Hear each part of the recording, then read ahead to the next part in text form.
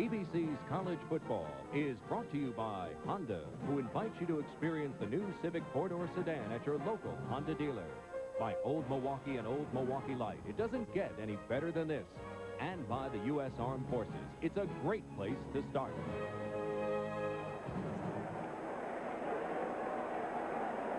We had some rain in Ann Arbor last week and again last night, but the weather today is just fine. A bit muggy, a bit hot. As noted, this only the second meeting between these two teams. That's what happened there in 1984. And the flip of the coin going on down in the center of the field with the referee Jim Kimmerling conducting the flip of the coin. It is a mixed crew today between the Big Ten officials and the Southern Independent officials. Michigan won the toss. They deferred to the second half kickoff, so Miami will have the ball first. And I got a feeling, Bob Greasy, that may be the way Bo Schembechler wanted it. Right now, let's check in with Mike Adamle. Well, Keith, I had a chance to go inside Michigan's locker room before the game. I talked to Bo yesterday about it. He granted me permission, and it was like listening to a Newt Rockne speech. He got me very fired up. He said, gentlemen, we have the opportunity of a lifetime. We can win this game. We will win this game. Just play your hearts out, play your butts off, and we can do it. You're proud to wear that Michigan uniform. And it was very, very inspirational, so we'll see. He ain't a bad salesman. It ain't surprising to me. I've known Bo Schembechler for a long time, and you know what you see on the sideline sometimes, Keith, is a little bit different. You see the dark glasses, you see him yelling at the officials and talking to his players. His players and the fans at Michigan love this man. They'd do anything for him. And if anybody can fire up a ball club, it's Bo Schembechler. And I'm not surprised at the speech Mike Adamle just told us. He's got these Wolverines ready to play. After his second bout of heart surgery, he's lost some weight. Looks like a kid bouncing around and says he hasn't felt better in a long, long time. Miami is wearing the white, of course. Michigan is in the home maize and blue. Mike Gillette will kick off. He is a senior from St. Joe, Michigan. Miami's return people are drifting into their position as Mike Gillette puts it on the tee. Number 3 is Randall Hill, a sophomore from Miami. And number 35, Darrell Spencer, a freshman from Merritt Island, Florida. Miami is a relatively young football team, but they are very, very quick and very well coached. And we are ready to play ball at Michigan Stadium. That is Hill a yard deep in the end zone. And he has a hole to the outside. And comes to the 30, or maybe just short up to the 29. So Miami has pretty good field position now as they'll set up first down on their own 29-yard line. And you can't predict what Miami is going to do because Steve Walsh, their quarterback, is always given the option of changing things. Normally you would think the first series of plays would be programmed. It is the tailback or the I-back, Leonard Conley, and Conley will have a yard, maybe. John Milligan brought him down. Here's the way Miami lines up. Steve Walsh out of St. Paul, Minnesota is your quarterback. Cleveland Gary and Leonard Conley are the running backs, and both catch the ball a lot, and they're very good. The wideouts are Dale Dawkins, Randall Hill, the offensive front, Chudzinski, he's from Toledo, Bruce, Sullivan, Holder, Garcia, and O'Neill. They're not the biggest offensive front you're going to see, but they are very efficient. The line splits offensively for Miami, not very wide, so they give good protection. And Cleveland Gary is hunted down by Alex Marshall, an outside linebacker, right about the line of scrimmage. But there is a man shaken up on the play, and he is a big man in the Michigan scheme of things. Number 60, shaken up. Gary gets up a little slow, but it's Mark Messner, who is the bell cow of the Michigan defense, who got up very slowly off the ground. Keith, the first two plays, the Michigan defense threw a different look at Miami's offense. They came out in a 4-man line. They are normally a 3-man line. As you see right there, they are mixing it up very well against the Hurricanes very early in the ball game. They have to take Messner out of the ball game, and that gets a whistle from the referee, Jim Kimmerling, and I think what he wants here is for everybody to move back from along the sideline. So now we'll play football. There's the front group for Michigan, and the linebackers that you see there. Metzger is out of the ball game right now, and the defensive secondary for Michigan as Walsh drops the throw on 3rd down and 10. Throws just over the 40-yard line, and the catch is made by Dale Dawkins, who's 6'1", 195, a junior out of Vero Beach, and he reels it in just over the 40. And that should be a Miami first down. And a big one, Keith. Whenever you're on the road, especially when you're in front of a big crowd that was all fired up after those first 2 defensive plays by Michigan, to make a first down, it kind of quiets everything down and gives you a fresh start. I think having to take Messner out of the ball game sort of spoiled things a little bit right there for the Michigan defense. They looked a little confused, and they did not get good coverage on Dawkins to the sideline. They'll go back to Conley, who bounces off the first hit, fumbles the football. Michigan diving for it, and they've got it. So Conley took a wicked lick at the line of scrimmage. Ball squirted loose, and the Wolverines cover it. Anthony Mitchell.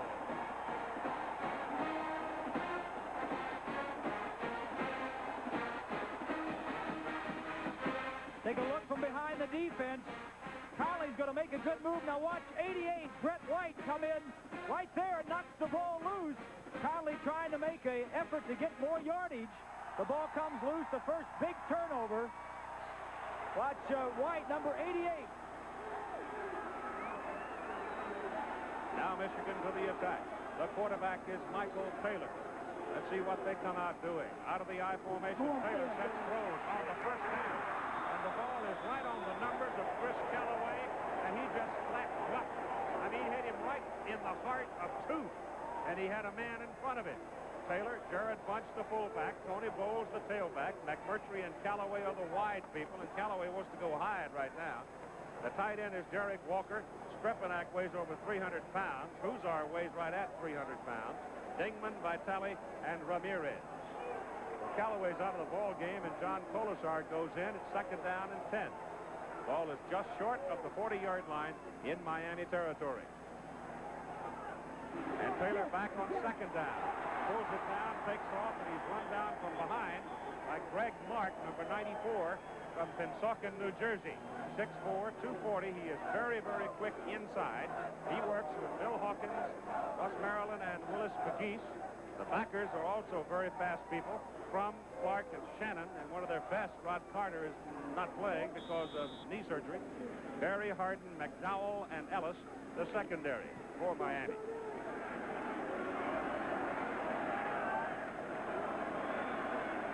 Callaway is back in. Michigan 3 wide outs. 3rd down and about 8. Taylor has time. Pass thrown underneath for the tight end, Derek Walker, a senior from Glenwood, Illinois, and he's got a first down at the Miami 26-yard line.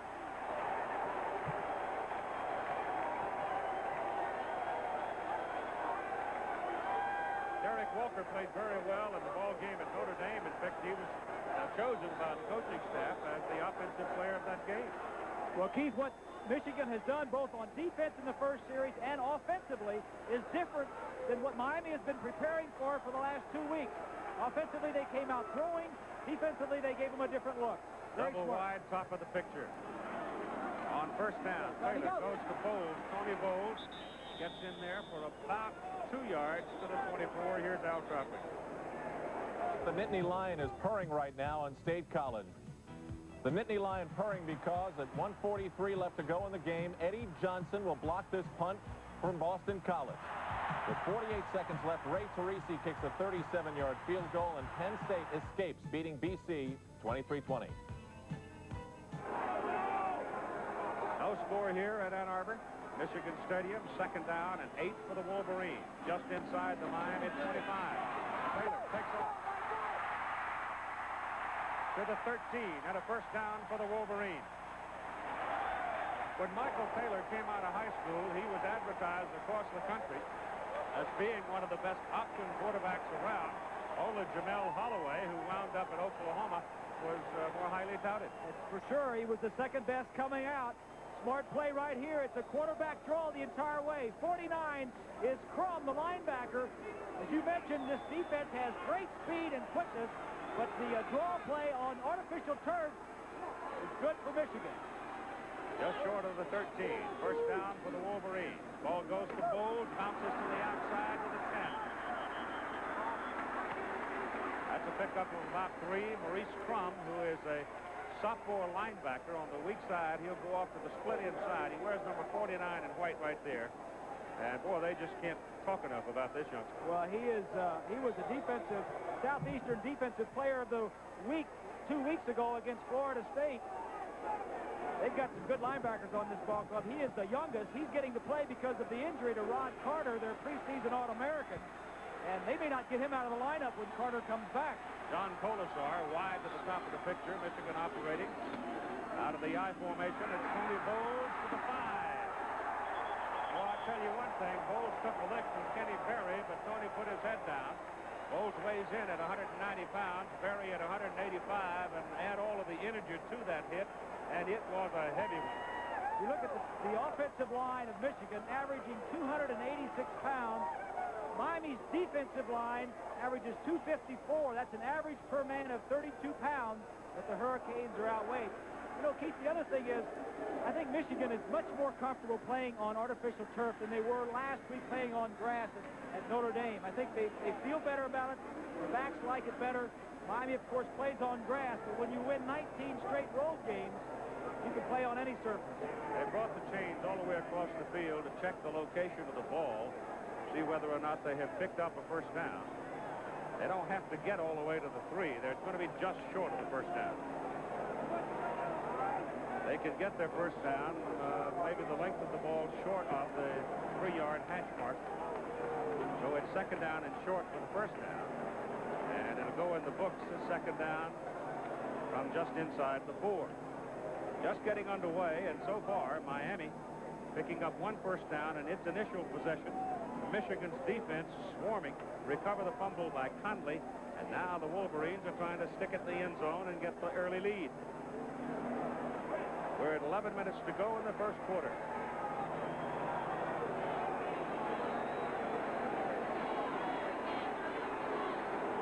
Ball, back of the ball is just touching the 4-yard stripe. Tracy Williams checks in as Michigan goes to the wishbone. Set up their option behind Michael Taylor. Rides it off to the first man. That's Jared Bunch, the fullback, and the 240-pounder is stuffed by Randy Shannon, linebacker for Miami.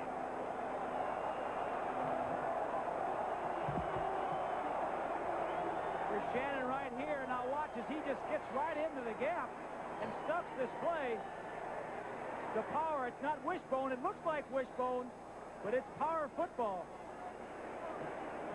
Here, there was no deception in that, was there? Not at all. And so it brings up a 4th down. And Mike Gillette will go for the 3 points to get something out of this possession.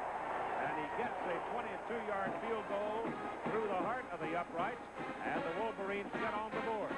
So Mike Gillette gets the field goal try. Bo Schembechler taking the points instead of gambling. College campuses, and there's the president's house. New one here, James J. Duderstadt, has just taken the position as president of the University of Michigan. All right, the drive, if you can call it that, 36 yards, not that long a drive, 9 plays, and instead of going on 4th down and just inches for the first down, Bo Schembechler electing to take the points. And I can never disagree with that.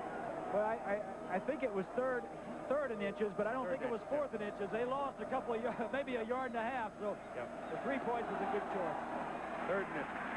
All right, it goes back to Hill, and this time he's at the 1-yard line, and again he's got a little daylight to the outside, but the pursuit this time is better for Michigan, and they shut him down at the 20.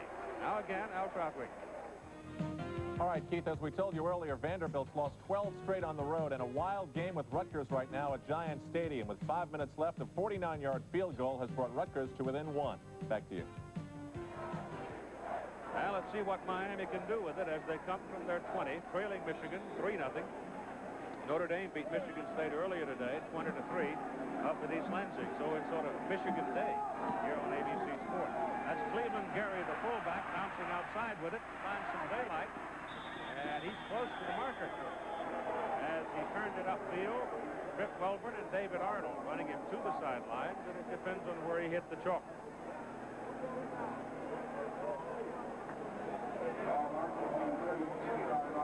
Moving out to the 30, over the 31 for the first down.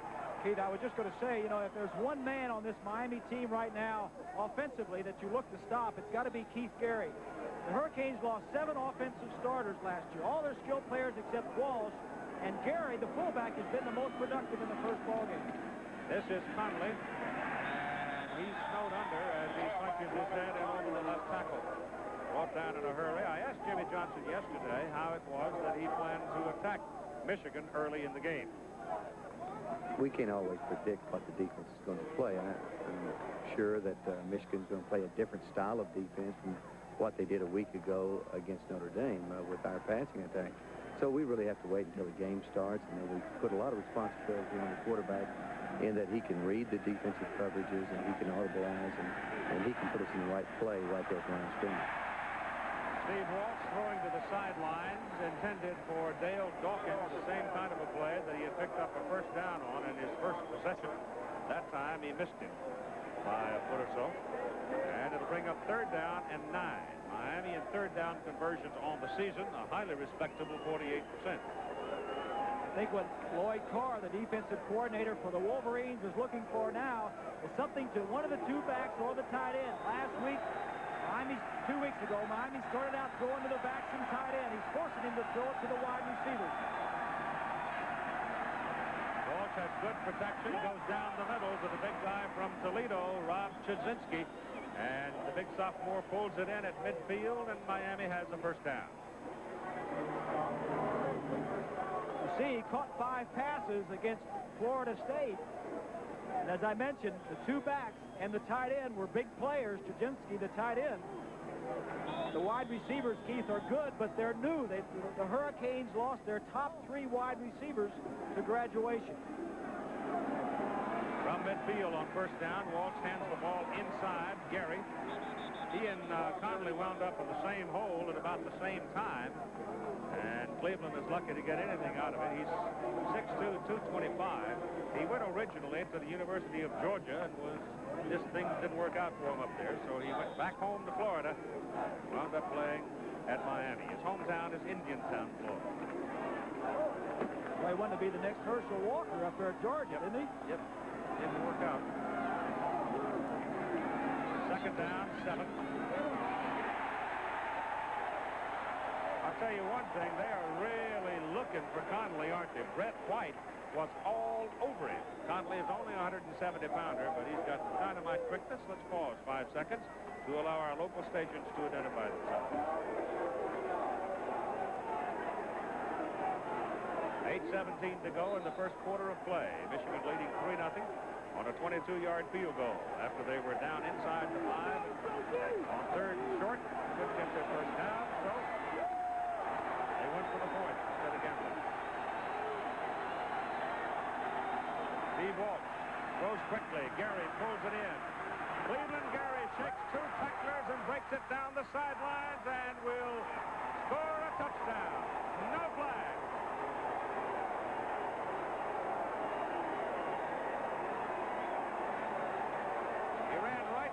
David Arnold, 49 yards. Well, they had a safety blitz on. Here's the safety right here. They're trying to get some pressure on Walsh.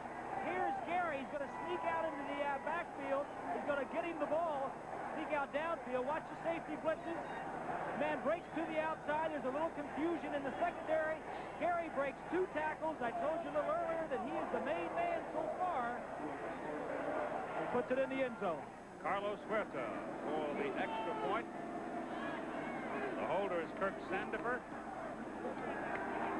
The kick is good at 7 minutes and 49 seconds to go in the first quarter. And for the big crowd at Michigan Stadium, Miami takes the lead 7-3. Well, if you believe in your quarterback and trust his judgment ability, you give him the responsibilities, and I think that time it really paid off as Steve Walsh spotted that blitz coming and unloaded it and wound up with a touchdown on the fine run by Cleveland Gary.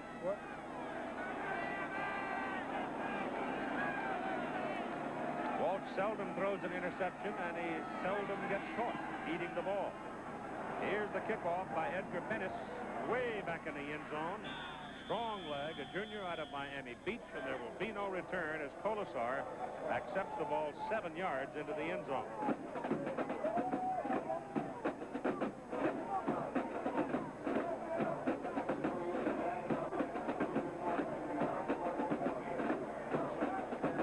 Goodyear Blimp floating overhead. Weather clearing up now. Some of the residue, I think, from that wicked hurricane drifting up into this part of the country. But it's clearing up steadily as the day goes on. Now Michael Taylor. He came out throwing in the first possession and almost got it up too. Turns around and gives it to Bowles, who pops it over the left side. Bowles is a very quick running back down the sideline. He is caught from behind and pulled down by Kenny Berry. Otherwise, he might still be running. We talked about the big, huge offensive line. This is the type of ball they'd like to play straight at Miami. Miami has got quickness. Now, Crum 49 has position. He has the outside position. Should have made the tackle. Bowles breaks the tackle for a first down. Moves it out to the 36-yard line, a pickup of 16 yards, 7:42 to go, first quarter. 7-3, Miami. Taylor, pass to the sidelines is good. Chris Callaway caught that one, but he was made to pay for it by the strong safety, Bobby Harton, and there is a penalty flag. Flag on the field. Mike, let's check in with him. Mike Adams. We talked about the emotion of Michigan, but emotion can only last so long. Miami, by contrast, even after the Wolverines kicked that field goal to make it 3-0, poised, cool, calm, and collected, and as Bob Greasy knows by visiting with the Hurricanes yesterday in the practice field, no question about their cockiness, if you want to call it that. They're a very cool team. Downfield against the offense. First down. So the Michigan offense, which made one mistake after another last week in the opening loss to Notre Dame, come out here and make another mistake to wipe out a gain of about 6 yards. It'll move it back to first down and 15. We did see the Hurricane practice yesterday, and I don't know if I would say they were cocky. They were certainly very confident, and I think that's the way you have to be when you win 19 straight road games. On a little delay to Bowles. Bowles got the block at the line of scrimmage, fumbles the ball on the tackle by Shannon, but the ball bounces out of bounds, and Michigan will retain possession, and there's a gain up to about the 35.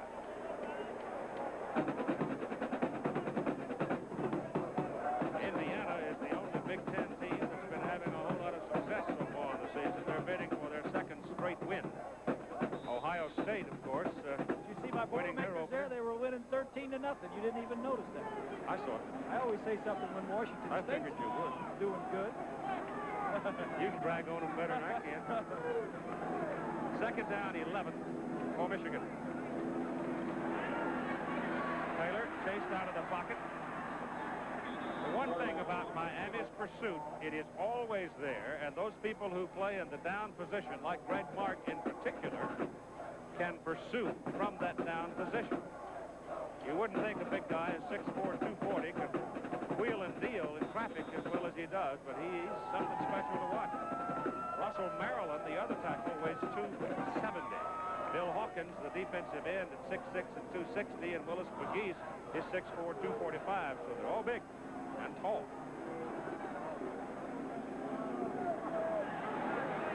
It's third down and a long 6. Taylor's pass is caught by the tight end, Derek Walker. First down, Michigan. Bernard Clark almost knocked it out of there.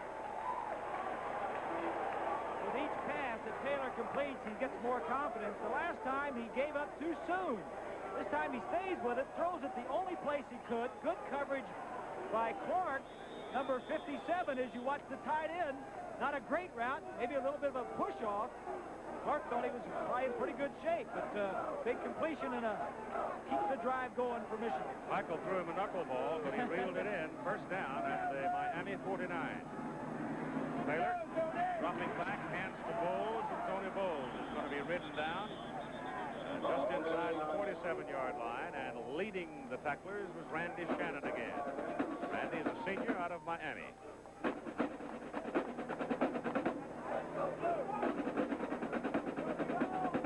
Three fifth-year seniors in that Michigan offensive line, and like I said, they are big and strong. They like to play a power game. They want to run right at Miami. They can't run wide too often because Bo Schembechler said yesterday it's the fastest defensive team he's seen.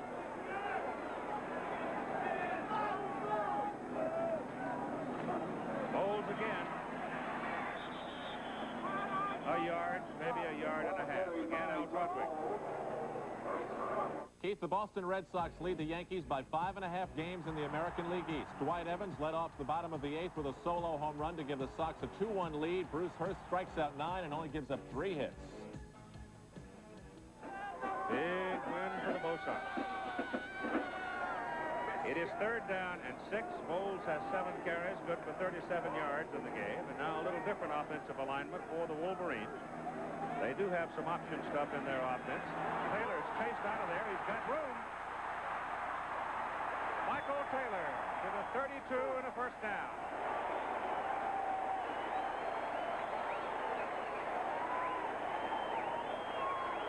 Sometimes, Bob, your pursuit will get you in trouble. This is a defense that they can't block.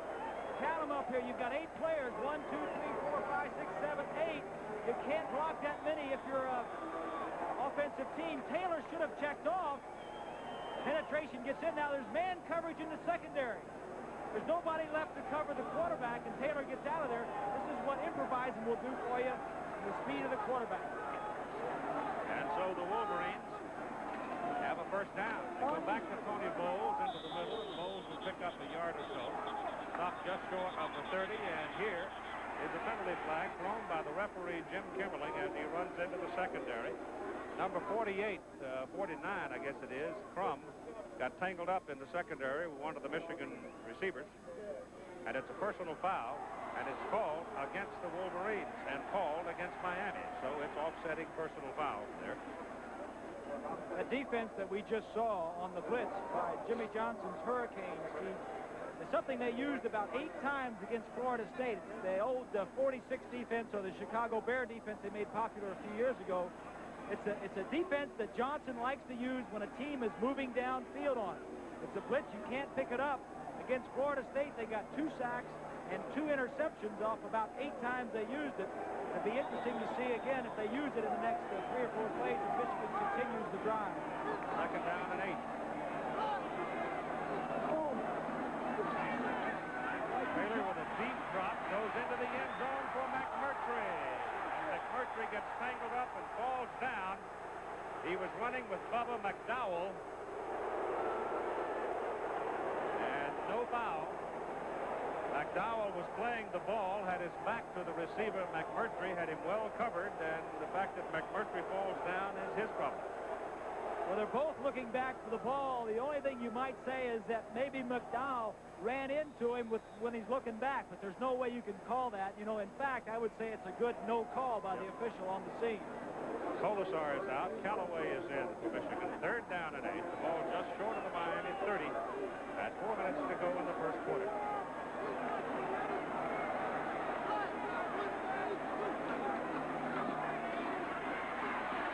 Taylor swings it out to the sidelines to Bowles, and Bowles makes the catch all right, trying to set up a screen for him. But there was good coverage by Miami. 94 Mark is out there in pursuit of the play, along with Maurice Crum and Shane Curry. Curry was the guy that was putting the heat on Taylor, but he still got his pass away. Now, Gillette is into the ball game. And he's going to try a field goal, and it's going to be a big one. Where's the wind? What wind there is will be behind his back. 46 yards. Up leg, but he missed it. He had plenty on it. but he couldn't hook it back into the upright. 3 minutes and 49 seconds to play in the first quarter. That's the Law Squad at the University of Michigan.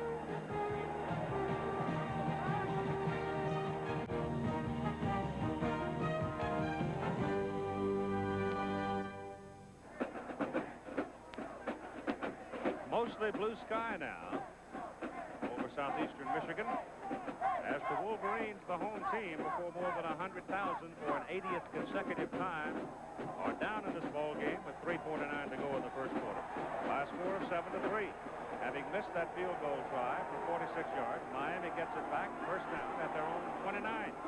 And Walsh straight back to throw it. Steve pumps it up in the air, loops it for Dawkins, and it is overthrown. Dawkins being covered by David Arnold. They're wide open. They always like to be. They move it around, and here is the reason. The offensive coordinator in the middle, Gary Stevens. He's had some pretty good quarterbacks that he's developed at Miami. Kelly, then Kozar, Testaverde, and Kozar actually came the same year, and then Walsh. Personal foul against Harris.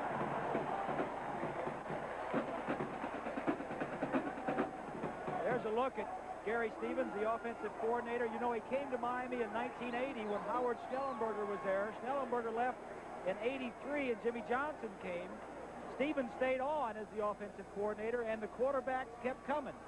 Jimmy Johnson really handles most of the defense, doesn't get involved much with the offense.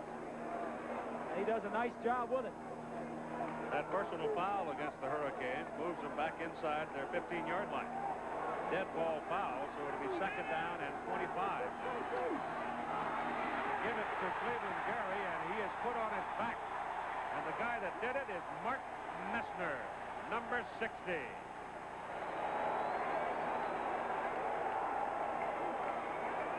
Well, Messner is the all-time sack leader, career-wise, for Michigan. Takes an inside charge. And when I asked Gary Stevens about Messner, he just kind of looked at me and winked, and he says, he is relentless. He never gives up. He's really a little bit undersized, only 6'3" and 245 to play that defensive line. Loss on the play, back inside the 12. Steve Walsh will put it up, goes the sideline, and the pass is caught out of bounds, incomplete by Randall Hill. He left his feet inbounds, but came down out of bounds, and now Miami is going to have to punt it. And it'll be Tim Palau, who in his own way is quite a story. Palau, junior college transfer from Longview, Washington. He came from Wenatchee, J.C. That's about as far as you can travel. Cross country, he get a lot of frequent flyer miles on that trip. Jimmy started shopping around the country because he didn't have a punter, and he found him in the ball game against Florida State. He nailed one for 59 yards under pressure. He didn't get all of this one. Callaway comes up, makes the catch at the 46, and takes it back to the 40. Inside the 40, 33-yard punt, 6 yards return, and the Wolverines have possession on the Miami side of the field. 2 minutes and 49 seconds to go in the first quarter, and the Wolverines trailing by 4, but threatening again.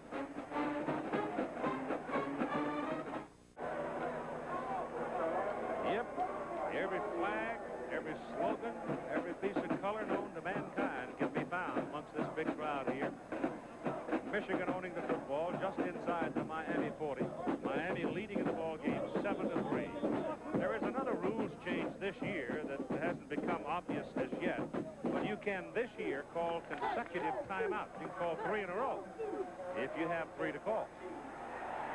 I would imagine one of these days in one of the traditionals down toward the end of the calendar, we'll probably see it. Right now, the Wolverines trying to get some consistency in their offense.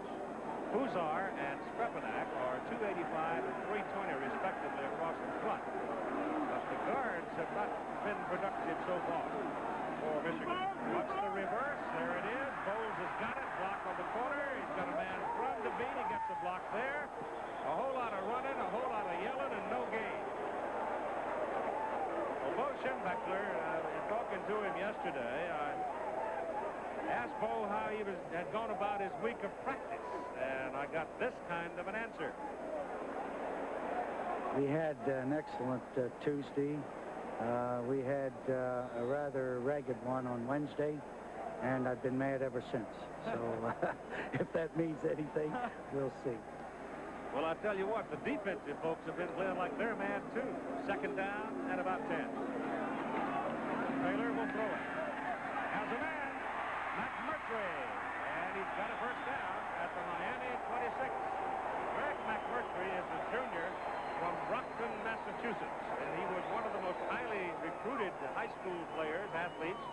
He also had a chance to, I guess it was the Boston Red Sox all over him. Six-figure bonus out of high school, but he wanted to come to play for Bo Schembechler at the University of Michigan.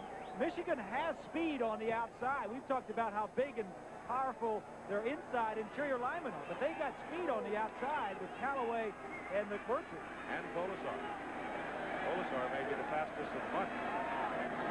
On first down, double wide, bottom of the picture. Taylor gives it off to the running back, Tony Bowles. Bowles down inside the 24 for a pickup of a couple of yards on the carry. Greg Mark leading the tacklers with Bill Hawkins for Miami. Tony Bowles. Jamie Morris, of course, gone, having graduated. And with him, he took 40% of this offense. Keith, rushing and passing, he amounted for 40% of it.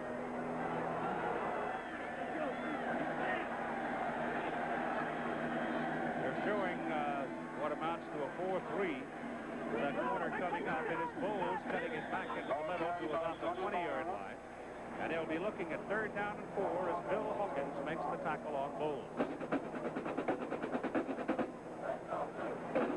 Miami defense, 9 of the 11 players on defense were either defensive backs or linebackers. 2 outside linebackers, Shannon and Crum, were both defensive backs in high school that are converted to linebackers now. And 2 of their tackles, Mark and Pegues, were linebackers and now playing defensive linemen. So 9 of the 11 can really run. Third down and a long 4 for Michigan as Taylor drops to throw it. Now takes off. Bounces off one of his own men. And will go down at least a yard short of the first down as Randy Shannon sought him out. And with help from his linebacking pals Clark and Crum, get him. And Shannon now has to leave the ball game, shaken up and being assisted from the field. There he goes. Miami already has one linebacker out, and that's Rod Carter, their preseason All-American. Shannon is their converted defensive back. As I mentioned, you take a look at him, but he's the instinctive player, the smart one, the leader on the outside. Mike Gillette is in for a field goal try. He missed wide right for 46. This is from 34. And he missed that one. So Mike Gillette, the place kicker for Michigan, is 0 for 2. From 1 for 3. 46, 34, he's missed. And hit one from 22 to open the scoring. And only 6 seconds remain in the first quarter. Here's Mike Adamle. Keith, Randy Shannon appears to have a mild ankle sprain. He's about to have his, as you can see, his right ankle retaped, and he should be back in the ball game, no problem. All right, and Miami gets the ball at their own 20 for 1 snap to end the first period of play. So Gillette now, his confidence shaken a bit, having missed 2 in a row. Big kick last week to end the game, the last play of the game against Notre Dame. He's the career all-time leading field goal kicker here at Michigan. On first down, Walsh back to throw it. Has a lot of time and dumps it off to Leonard Conley out of the backfield, and Conley's up around the 27-yard line for a pickup of 7 yards on the play. And that will end the first quarter. So, number 1 ranked Miami, leading the Michigan Wolverines, ranked number 16 in the country by a score of 7-3 after 1.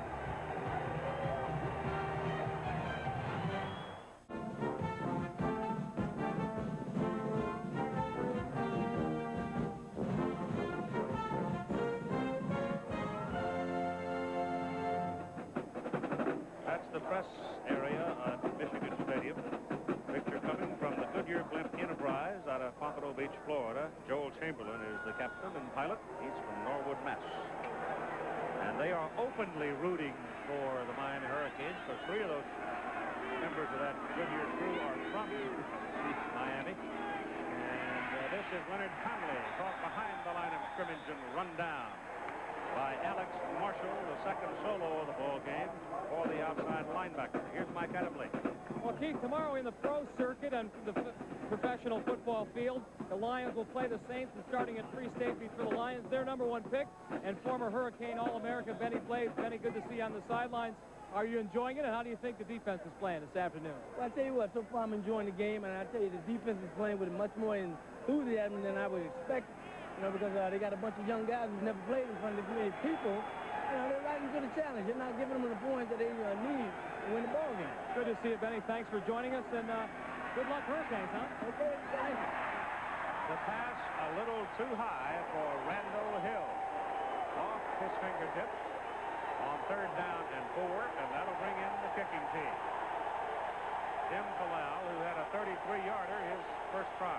I was going to say a while ago, Mickey Whitman is part of that Goodyear crew that travels about the country with the Goodyear Blitz. Mickey, of course, was an outstanding basketball player at the University of Miami, and he was so high yesterday his feet weren't even hit the ground. Good snap to Kalal, no pressure on him. Spins it out this time, forcing a fair catch ball by Chris Callaway. And the ball never did turn over. It didn't go all that far, and Callaway had to make a final lunge to bring it in. 34-yard punt. So look at the first quarter statistics. Miami is behind in total offense, 115 to 95. Time of possession big for Michigan. Something that's not on there is where they have started their drives. This will be the 3rd time, or the 2nd time actually, that Michigan has started inside the Miami 50-yard line, and now they start on their own 41. Very good field position. Miami's starting drives, all 4 have been inside their own 30, so Michigan has had the best of it, but has yet to score a touchdown. And those are missed opportunities, Bob. No question about that, and those are when you look back on after the game and say we should have converted.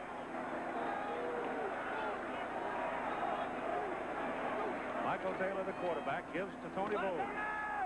Bowles spins it in the middle, comes to the 46, and that's a pickup of right at 5 yards before Jimmy Jones out of Okeechobee. He is a defensive tackle, a starter a year ago. You don't lose much when you got to go to a guy like Jimmy Jones. An outstanding player. You know, Johnson was telling me the other day that they're going to lose a few off of this defense, but they may be better next year. 2nd down and 5 for Michigan. That's Callaway in motion. They're running it. Penalty flag. Flag came flying right toward the line of scrimmage. Look out for holding.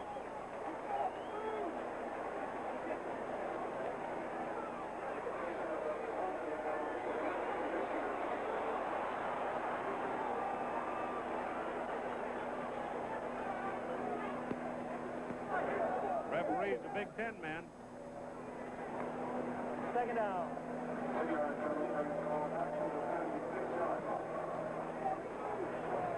Umpires Don Thayer, also Big Ten. Headlinesman Jim Mullendore. Jimmy Brashear, the line judge. Field judge is Michael Sheehan. Side judge Bobby Menard. And the back judge is Gerald Hodges.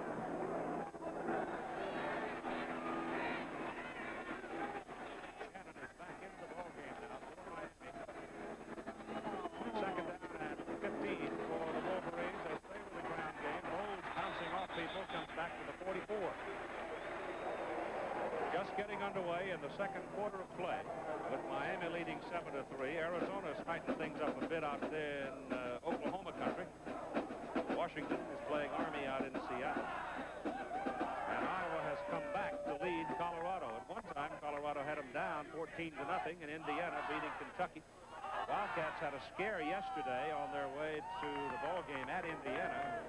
Their bus was involved in an accident. A couple of people got killed in the car wreck. None of the Kentucky party injured on the play, or injured on the accident. On this play, it is Taylor dumping the ball to his tight end, Walker. Walker got got into the secondary and kept working when he saw his quarterback scrambling and made himself available, and he's a big target at 245 pounds. This is when Taylor becomes dangerous, when he steps out of the pocket and doesn't run, but forces the defense to come to him. Then he can dump it to his tight ends or his wide receivers downfield. Number 75 there is Big Strepanak, 320 pounds, a sophomore from Wilkes-Barre, Pennsylvania. He gave me a tumble last year when as a freshman he showed up. He's only 18 now, but he was born in 1970. This is Bowles to the outside. Puts his head down and gets the first down. He ran right over Kenny Murray. That'll get him a pat on the back with Bo Schembechler, I'll guarantee you. When you put your shoulder into a defender and right over the top of him, that's Schembechler football. Here's Bowles here. Watches the linebacker goes with the play action. He's going to come back this way. A key block right here by the tight end. A huge hole because he starts to our left and breaks back. And with the quickness and speed of Bowles, he got through the line. First down at the Miami 32. Bowles again. And he's down to the 26 for a pickup of right at 5.5 yards. Bernard Clark, number 57, made the tackle. Well, they're working Tony Bowles, Tracy Williams, the other tailback, and Chris Horn behind him. And Bowles now has 73 yards with 11:20 to go in the first half. Kind of reminds you of the days of Jamie Morris, doesn't it? I mean, the coach calling the plays on the sideline is the same. Bowles calls all the plays, and this is his style of game. He wants to control the line of scrimmage on the ground, eat up the clock.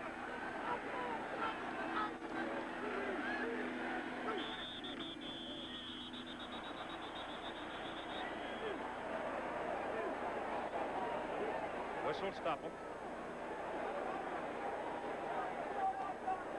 Michigan procedure call, another little mistake, but still it's 5 yards. And it can sap your momentum. I have a dead ball. Illegal procedure against the offense. First down. The Honda Scholar Athlete of the Week, presented by Honda. And this week's award goes to Chuck Hartlieb, a senior quarterback, University of Iowa. He had 253 yards passing in their win over Kansas State. Honda presents a check for $2,000 to the General Scholarship Fund of the University of Iowa in Chuck Hartlieb's name. Make it second down, and right at 10, pass is short to Kolesar. Couldn't scoop it out to the turn. Dangerous pass, too, because John was pretty well covered by Maurice Crum. Well, that's why the throw was low, because Taylor saw the coverage and didn't want an interception and threw it away from Crum. Crum just dropped straight back, just covering anybody that gets into his area. And as you see, Ellis, 29, was just to the outside, and that's why Taylor threw it in the ground. Third down and still about 10.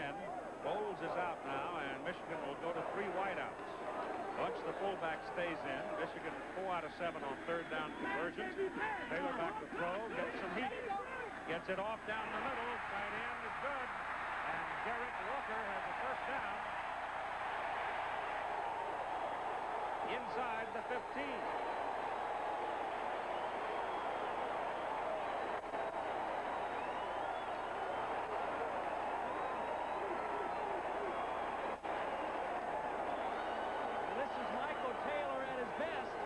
A little penetration as the Hurricanes can do it. The middle of your screen is the tight end. This is not the Taylor that played against Notre Dame and didn't throw very well last Saturday. He's playing very well today. Thrown for 73 yards and 5 first downs, 1 for 32. Ball is on the 12. Bowles is back in. Here they come. Bowles gets a yard, maybe. See that big 94 there at number 67. Those are the tackles, Maryland and Martin.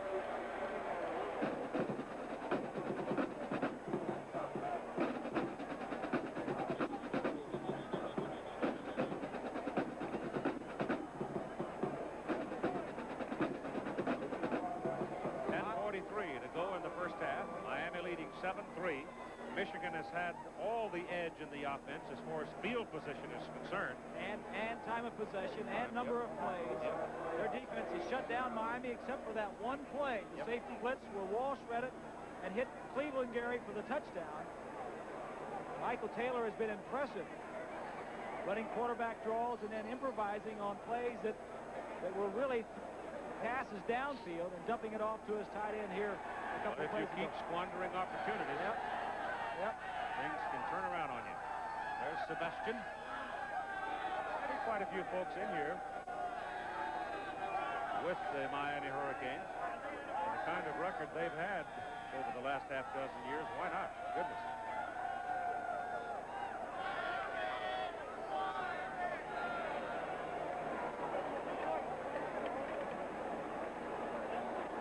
There's something, I don't know whether it has to do with the clock or not, but the referee has come to the sidelines and is now talking with the liaison man on the sidelines.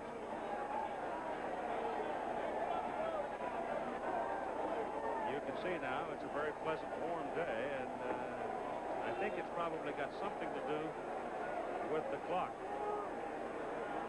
I think they want to restore some time to the clock.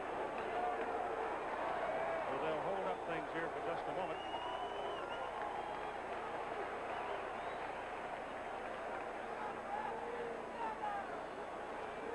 Next week, we've got a regional coverage for you. LSU winning big today at Tennessee, starting a very tough 3 weeks of traveling. From Tennessee, they go to Ohio State at Columbus next week to play the Buckeyes.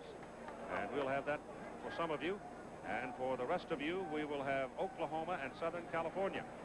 USC is off this week, having come back to win against Stanford. The clock did not move, they say, on the last play, so I don't see any change in it as yet. They're still trying to get it adjusted. But Oklahoma, Southern California for some of you, and LSU, Ohio State for the rest of you next Saturday, beginning at 3:30 Eastern Time here on ABC.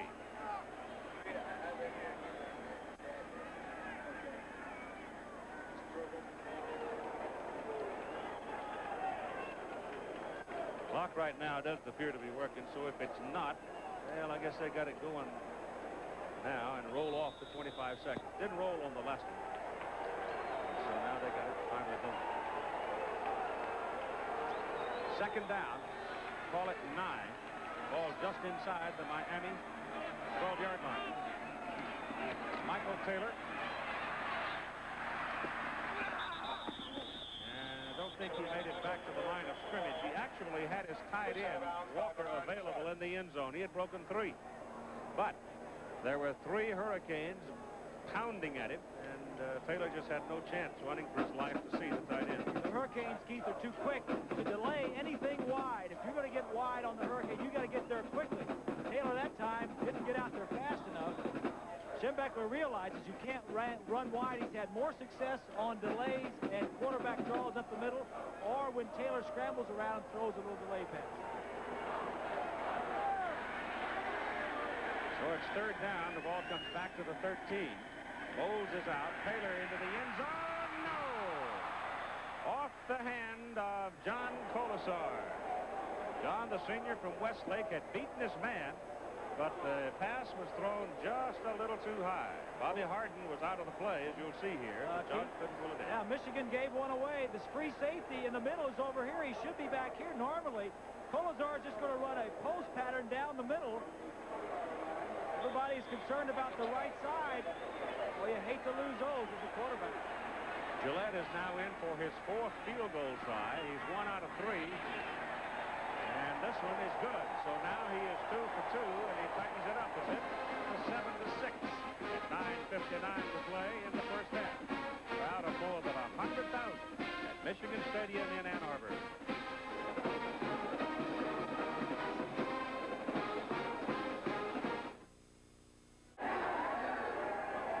They got 9:45 to play. Still having trouble with the stadium clock, so have to ignore it because it's going to be kept down on the field. Michigan getting the field goal to make it a 7-6 ball game. We'll kick it off now. Gillette kicking to Randall Hill and Darrell Spencer. Michigan has dominated possession, plays, yardage, not the scoreboard.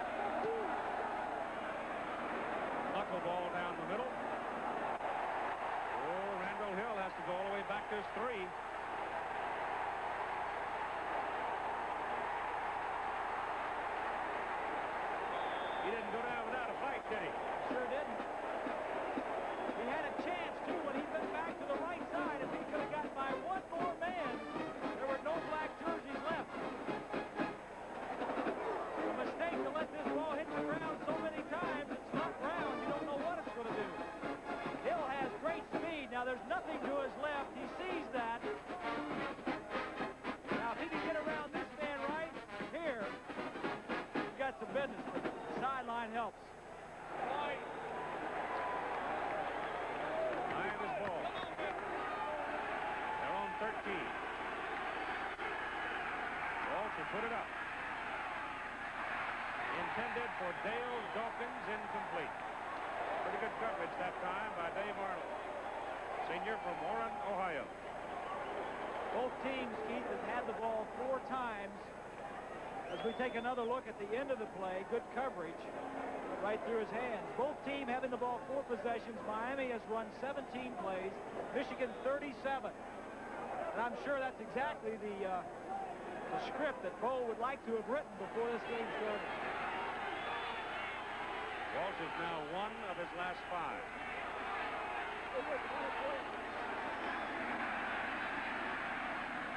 Underneath, Crowell, Shannon Crowell, a sophomore out of Atlanta, gets it up to around the 21. That'll leave him a couple of yards short of the first down. So we're coming up here on a key play for Miami. Here's Mike. Keith, every time number 4 for Miami goes back to pass Steve Walsh, there's a collective sigh up here in the stands. This is because this is the Walsh family. Mother Molly, Father Bill, son Chris back there. They made the trip from St. Paul, Minneapolis. The question is, how'd Steve wind up in Hurricane Land? There it is again. The academics is great for him. International finance, following the quarterbacks in the country, Kozar, Testaverde. We're going to go short here. We're going to go short here. Have you sent any plays into the offensive coordinator yet? No, not yet. I don't think I could, but they're just holding them back on their game. We just got to go short. Okay. Enjoy the game. All right. Thanks for joining us. I have a dead ball. Illegal procedure against the offense. 3rd down. See, Michigan didn't have an option there. It was a dead ball call before the ball was snapped, and so it's an automatic penalty. Otherwise, Michigan would surely have declined it and brought up 4th down. Walsh said he always wanted to play in Michigan Stadium. He grew up in Minnesota. None of the Big Ten teams recruited him. He was thankful that Miami was interested, and they are too. 3rd down and about 7. 6 and a half. Walsh again underneath. Gary, the fullback, out of the backfield. Very, very good pass receiver. He gets up to the 29, and he's got a first down between Welburn and Arnold.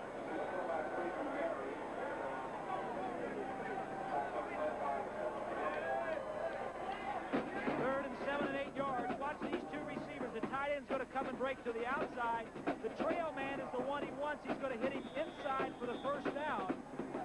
Well-designed play. You stack 2. You got 1 linebacker there.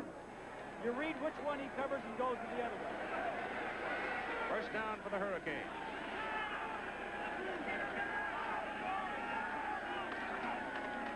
Gary. Cleveland Gary across the 40 and another Miami first down.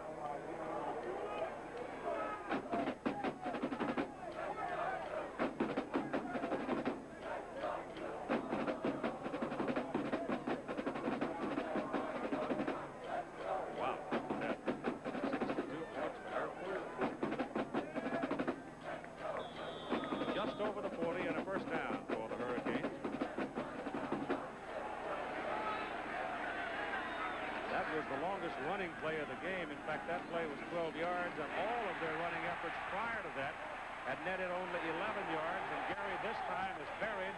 There was a penalty flag thrown by the referee Kimmerling some time ago, and we'll see about that call, and it's almost inevitably against the offense.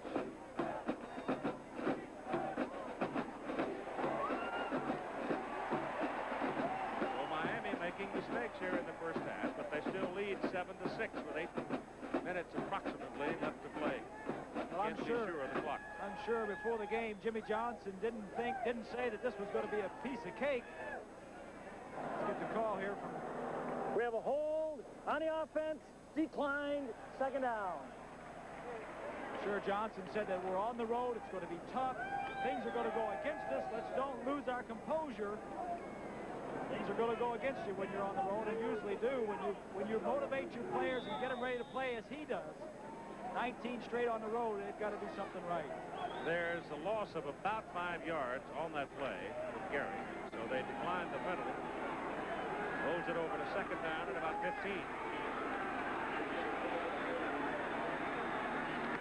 Walsh all day dumps it off to Cleveland Gary, who outruns number 30, then gets caught on the sideline. John Milligan just simply could not run him down. But he is still well short of his first down, so they'll be looking at third and about 7.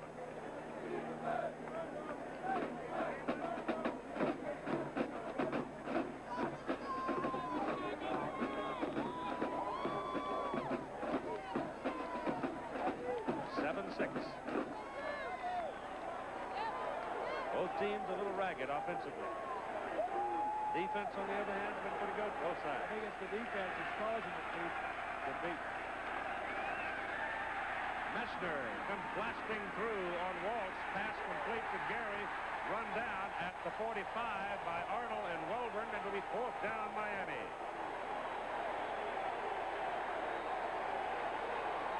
Messner came sailing through and just buried Steve Walsh just as he released the ball. It's the first blitz of the game for Michigan. Michigan's defensively normally a very conservative, 3 deep, don't give him any play style of defense. That time they blitzed him, didn't give him the time, and they got the incompletion. Chris Galloway is standing all the way back at the 10. They've got 10 blue shirts up. They fake it. And it's good for a first down with Doyle Aaron, a wide receiver. And he races way deep into Michigan territory all the way to the Wolverine 21. Doyle Aaron, a wide receiver, out on the kicking team, took the short snap inside and took off for 34 yards. Well, Johnson said that if I get pretty good field position on a punt, I may do this. He worked on this during the week. Snap to the short man right here. The 2 up men are going to lead this way. A well-designed play and a well-called play. It takes a little guts to call this play, but a timing play and was a good play for the Hurricanes. And off first down, they turn and give it to Shannon Crowell. And Crowell will pick up a couple. 195 pounds, stocky fellow, 5'11", and there's a penalty flag. Alex Marshall may be the man dinged right here. Got a little carried away.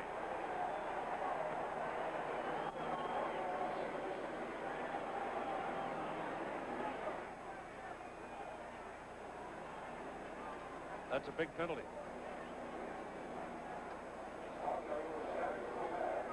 If it's personal foul, it is a very big penalty.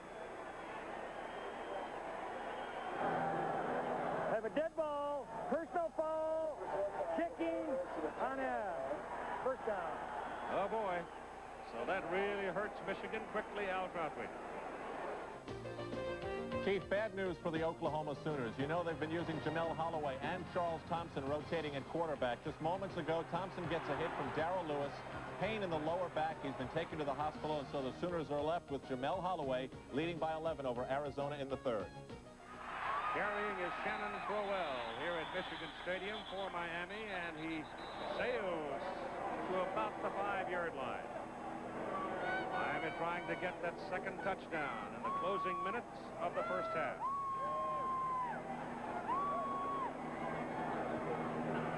Michigan has had all kinds of opportunities, including 2 missed field goals. The edge in time of possession, number of plays, field position. Miami has not had the best of anything. They had 1 long pass for a touchdown, a fake punt, got them in this position to score their second touchdown. Of course, that's when you know you're a good ball club, is when you make the most of the opportunities that are presented to you. It's second down. Ball is at the 5 of Michigan.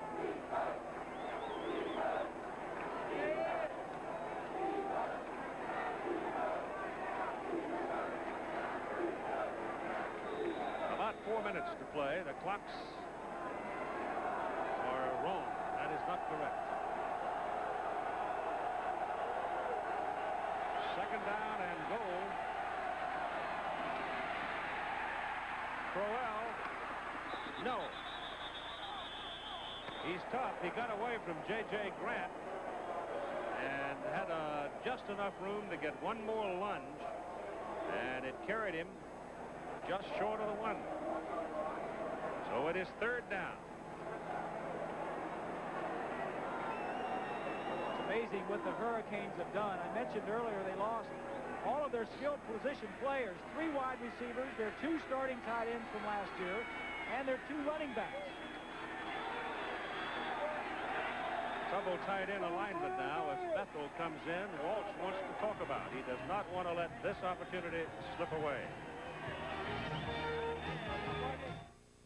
This is Come to Ann Arbor to play Michigan. After wins over Auburn and Florida, the Hurricanes ranked #1 of the nation, but 5 interceptions of Bernie Kosar produced a 22-14 Michigan win.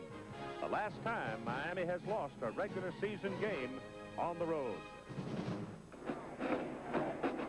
3:41 to play in the first half of this game, and you know for a fact that Jimmy Johnson did not let this group of Hurricanes forget. The last time they lost a ball game on the road during the regular season was right here. And when they lost that one, they were #1.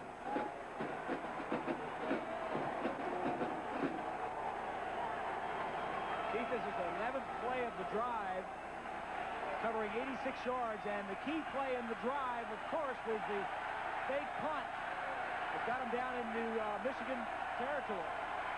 Cleveland Gary is the deep man. Tracy Waiters is the up man out of the eye. Goes to Gary on the dive. Touchdown, Miami.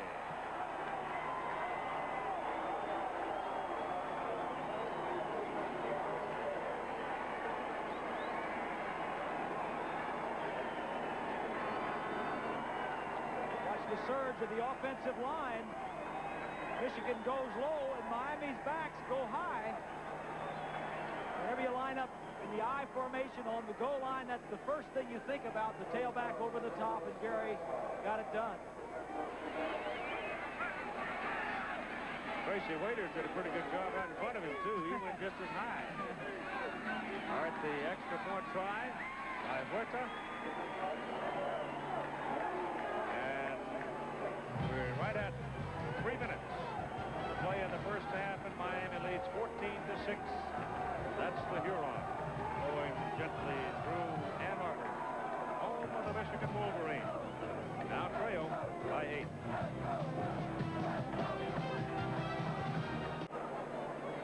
Ball placed on the 35 after the score by that man, Cleveland Gary.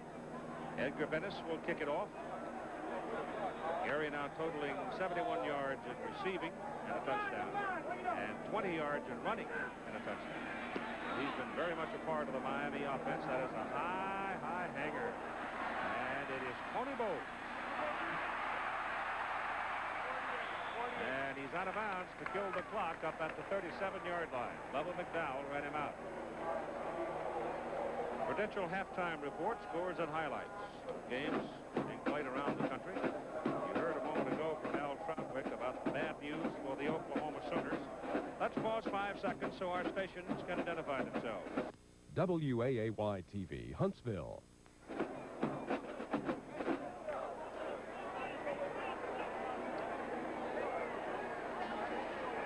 Looking down from the Goodyear Blimp Enterprise. And Michigan now with time running out in the first half of play. I don't know exactly how much because it's being kept on the field. 37-yard line. Michael Taylor, a little delay, gets a good block to help him out. Throws underneath, and the pass is incomplete. Callaway was the man for whom the pass was intended. He and Jared Bunch were in the same area. And you see Michael took a lick after he delivered the ball. There was just good coverage downfield. Nobody for Taylor to throw the ball to. You got to be pleased offensively with the way Michigan has moved the ball, but not with the results. They've had 4 opportunities. They've missed 2 field goals and kicked 2 on their other 2 possessions, and so they're 2 out of 4 on possessions. They've gotten close enough to try field goals each time.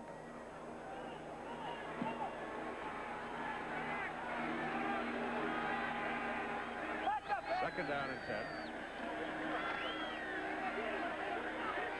Throw it underneath the screen for Bowles. Tony Bowles to the sidelines, stepping nicely, and will stop the clock as he is tumbled down at the 46 on the Miami side of the field. Donald Ellis brought him down. Bill Hawkins is not in there right now. Mike, tell us about it. Well, Keith, their standout defensive end, Bill Hawkins, suffered a mild concussion. I talked to the team doctor. Billy's still not sure where he is right now. They're going to see how it goes. They've taken him into the locker room for the rest of this half, and they're going to see how his condition is for the second half. But the word is a mild concussion. Oh, it's a big loss.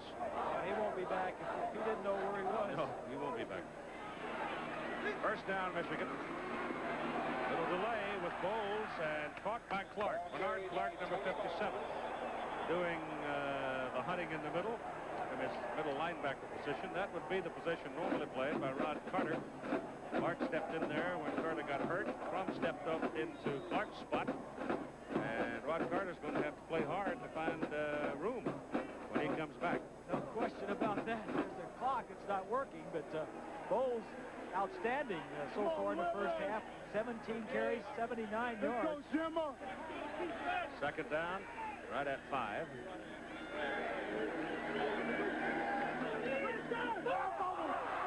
Well, Bowles dropped the ball, and it rolled right to the Miami man. Looked like just bounced right to it. I think it's Eric Miller. I'll wait and see. But the Miami man standing right there, and the ball bounced straight at him. Now it's 58. Pegues. Willis Pegues. But somehow he didn't get it. Watch this thing that goes right at him. See what happened. Oh, never got it. No. Taylor didn't get him the ball. Michigan lucky to get it back. Bowles saying we don't need things like that. We don't need to stop ourselves. The defense is tough enough. Third down and 7. There's the loss of a couple on there.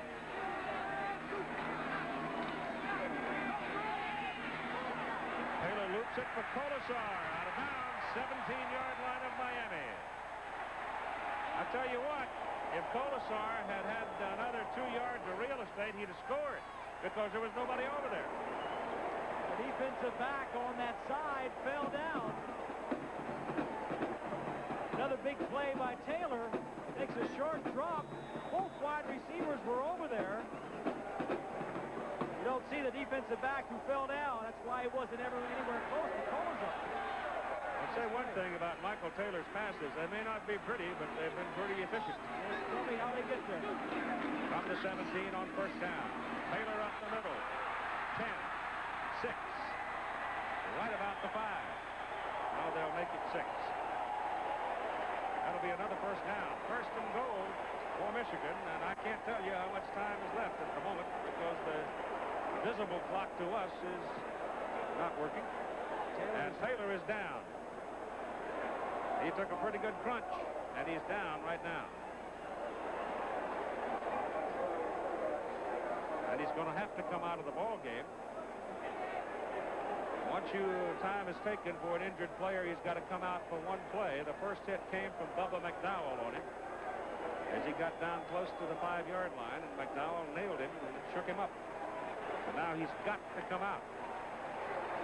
Let's take a look at this quarterback draw again as Taylor comes to the sideline. Watch the tight end who's going to slip in here and get this block on Clark as the quarterback will go back and then come up the middle. This is the man right here, McDowell, who makes the hit. As he shows pass, tight end comes in, gets the big block on the middle linebacker. Wide open up the middle and right there. Demetrius Brown is in at quarterback. He was the starting quarterback last year for Michigan. 6'1", 190, a senior from Miami, Florida. And Brown, the left-hander, is now in on first and goal from the 6 with 1 minute to play in the first half. You think Demetrius isn't excited about getting an opportunity to play against the Hurricanes who grew up following? Don't tell him where he is. High school. high over the horizon here. They're going to go wishbone here with Bowles, Williams, and Horn. And Brown at quarterback. This first half of the ball game. Taylor's taken up, had to come out. Goes to Bowles, to the 5, and just over it to the 4. Timeout called by the Wolverines. Jimmy Jones and Greg Mark brought him down. So we know we've got less than a minute to play. Michigan threatening to close in. '88 U.S. Olympic team. Now we're told we have 1:07 to play. Michigan with 2 timeouts remaining. Demetrius Brown had gone in for Michael Taylor. Now let's see after this timeout if Taylor's come back. He's back. See, when the injured player, the time is taken for him, he must by rule come out of the game. But after that one play, he can go back, and here he is. So he shook off the effect of that collision, and he's in there on second down and goal from the 5-yard line. Stay in the wishbone.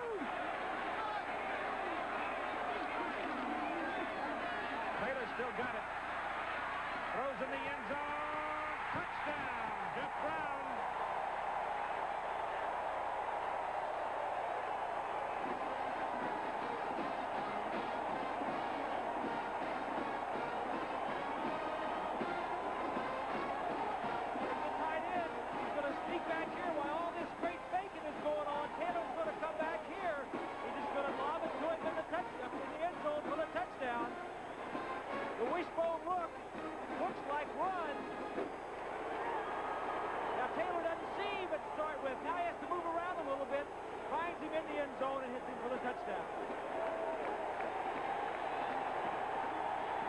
From the defensive side, the linebackers, 48 is McDowell. Looks awfully good, almost like a run. Now Taylor can't see him. He has to move around a little bit. Very good. Well, that tires up a defense about as much as you can possibly tie them up on the fake. And you know, when you give an offensive team that much time on that timeout, they went to the sideline. Yep. They get time to settle in. Okay, where are we? What does the defense like to do? What have we got going? If we're going to pass, this is the down to pass. Not third down, but let's do it right now.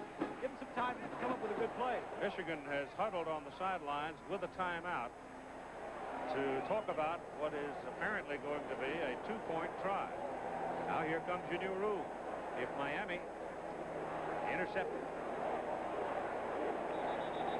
recover it somehow, run it all the way the other way, they can score 2 points defensively. Offensively, Michigan would like to score 2 to tie it up, but there's always that possibility this year with the rule change that the defense can score on a try for extra point.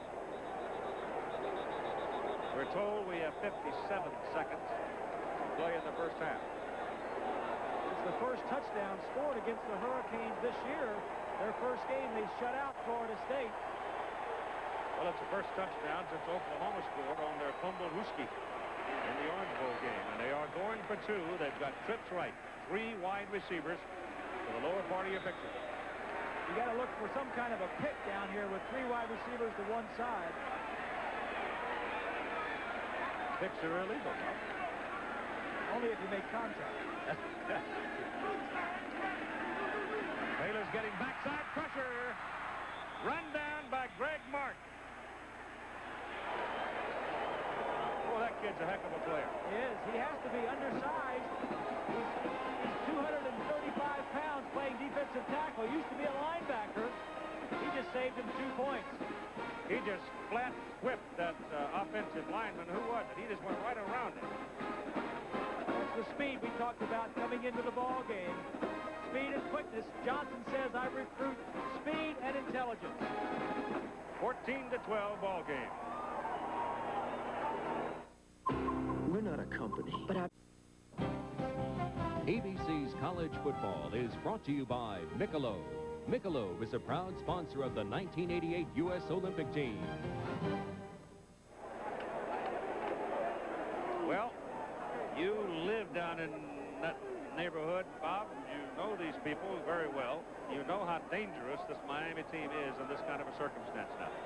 57 seconds. They got 2 timeouts to work with. That's a low, skidding kick. They didn't handle the last one too well, but this one's picked off by Darrell Spencer with a full head of steam. To the 35-36 fumble. Michigan's got it.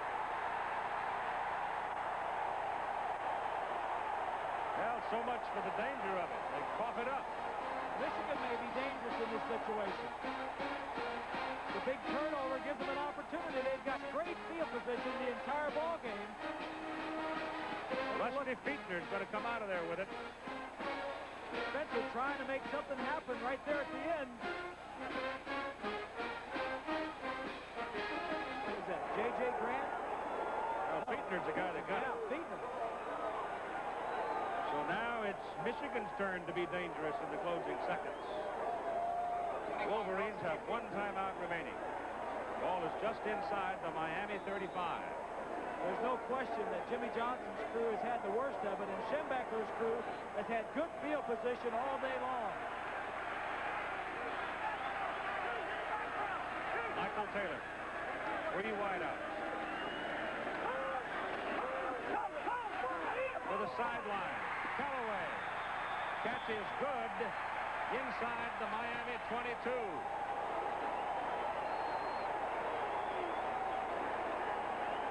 I would say for a living fact that Michael Taylor is the Michigan quarterback. There is no question that Taylor is keeping Michigan in this ball game with his running, with his quarterback draws. He's not turning the ball over, which is just as important as making plays. He's not giving Miami any momentum going the other way. Gillette's pretty good from this distance, too, even though he has a couple of misses today. He's 2 for 2.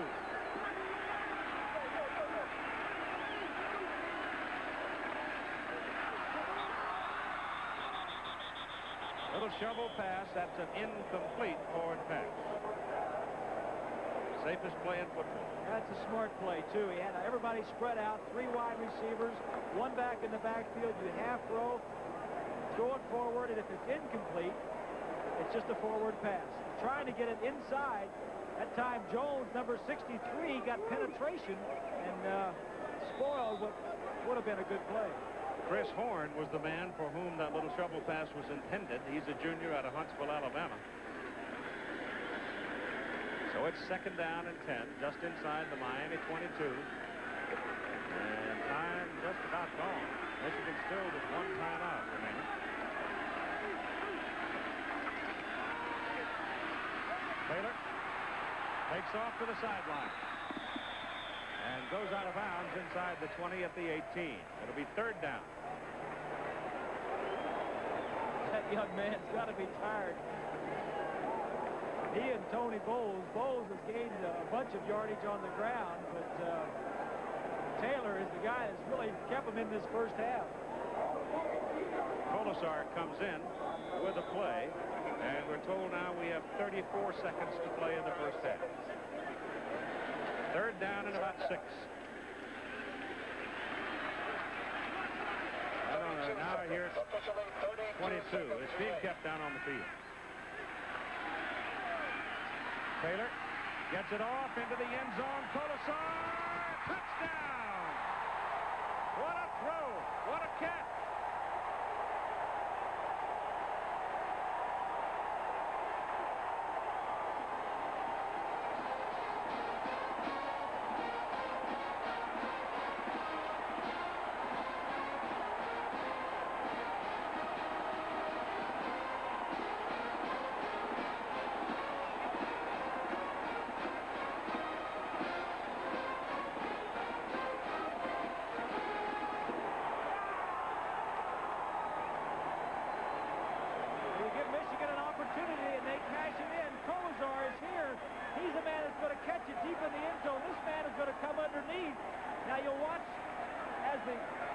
Receiver goes down. The inside receiver is Colasar. Outside, he's just occupying his man. Now, give me something to throw to outside. Perfect throw by Taylor, and Colasar, who's had a career of injuries at the University of Michigan, catches a big touchdown. And the offensive front that time protected Taylor very well. Again, it's not a particularly pretty pass, but he threw it a long way, and he threw it right on the mark. And he throws it away from trouble, away from the white jerseys, only where his man can catch the football. And he gets to see it. He has played a whale of a first half. The hype coming into this ball game was all Miami offense, and Steve Walsh, that man right there, has had the opportunity and has put 18 points on the board, and they're going for 2. 18-14. He wants to make it 20. He went for 2 the last time and didn't get it. The other points for Michigan having come on 2 field goals by Gillette. Last time it was Greg Mark that looped around the tight end Brown and got it before he could deliver his pass. This time they give it away to the fullback. Chris Horn takes it in for the 2 points. So again, Michigan deceived Miami.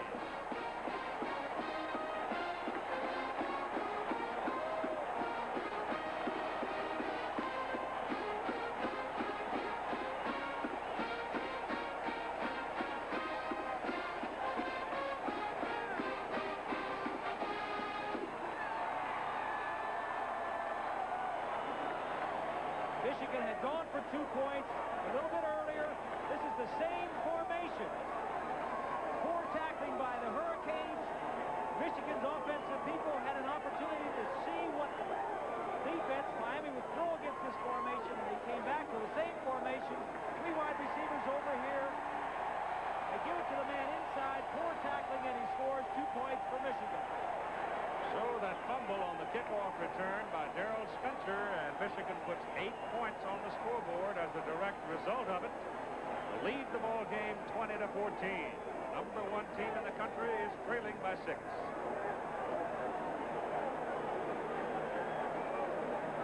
Gary Stevens there on the left, the offensive coordinator, and Jimmy Johnson, the man that runs the show. Not the defensive coordinator, but a lot of his defensive ideas are there for Dave Longstead, the defensive coordinator. I'm sure they're talking about, hey, just 2 minutes ago we were ahead 14-6.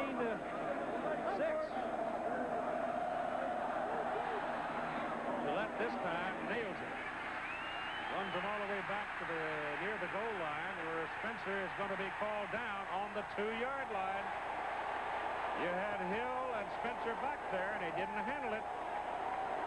And when he went down to pick it up, he put his knee on the ground, and they whistled it dead right there. I'm sure Jimmy is saying, hey, just fall on the ball. Don't take a safety. Get us out of here. We'll go in and regroup. No communications between Spencer and Hill. And there you see his knee is on the ground. Clearly, Old Mo is wearing maize and blue right now, isn't he? This is what can happen when you go on the road. I'm sure Johnson has been there before, and he'll bring him back out in the second half and get him ready to play. Well, this team won't come apart. They won't panic. Walsh takes the snap, starts the clock, and Michigan with no timeouts remaining. They can't kill it now, and the clock should run out. And we'll go to the clubhouse at halftime. Well, the Wolverines of Michigan leading the Hurricanes of Miami by a score of 20-14.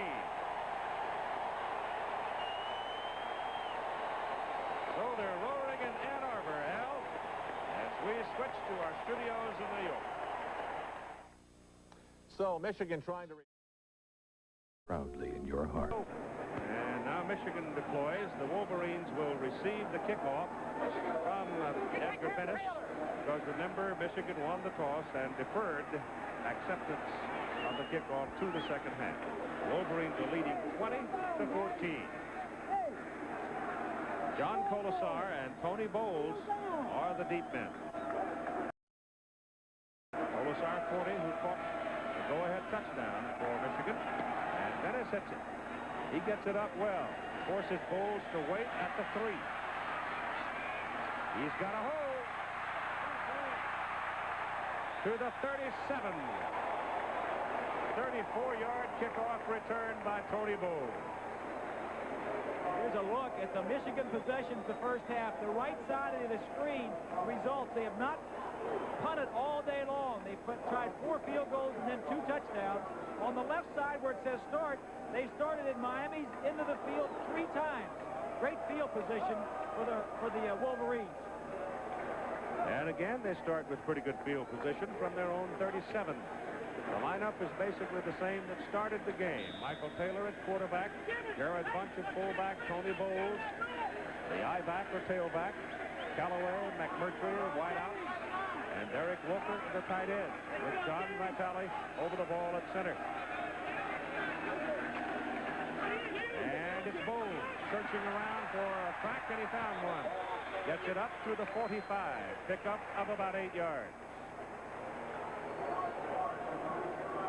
You just feel the confidence in Bowles and that Michigan offense now as they come back out. Take a look at Clark, 57. As he sidesteps the guard, Bowles cuts back to the inside. And a nice gain. Walker comes out of the game at tight end for Michigan, and Jeff Brown replaces him. Brown caught one of the touchdown passes for Michigan in the first half. Second down at about 2. Fair-sized collision as Garrett Bunch runs into Russell Maryland and will get maybe a yard on the carry. Not anymore. Maybe not that much. Give him a half a yard. Ball is resting right at the 46. So they need a yard and a half to pick up a first down on third down.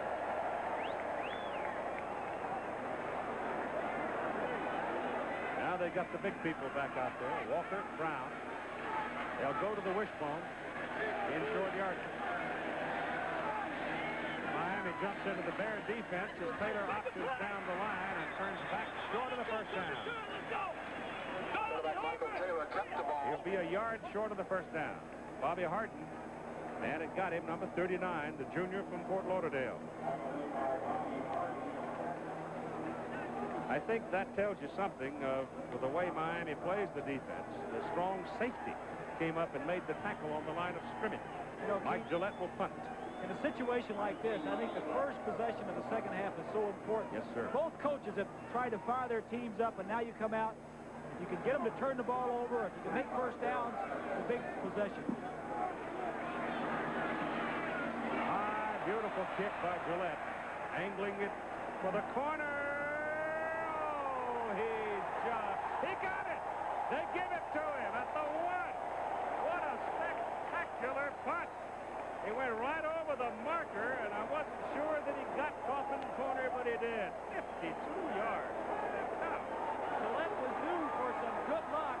He handled both the place kicking and the punting for Michigan.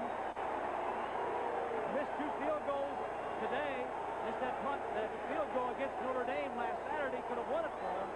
An outstanding punt. See it again. Take a look at the right, top right. Goes right over the cone. Right behind the cone. That was a tough call. Yeah, I thought it might have gone inside. Yeah, tough call. Oh, Miami really in a hole from their 1 first down. Walsh gives it to Cleveland Gary, and Cleveland become a very, very good back, both receiver and running back for Miami since he transferred from the University of Georgia and worked his way out to the 7th. Here's a look at Miami's possessions. They started in their own territory. In fact, they have not been outside their own 30-yard line, as opposed to where Michigan has started. Second down and 4 for the Hurricanes from their own 7.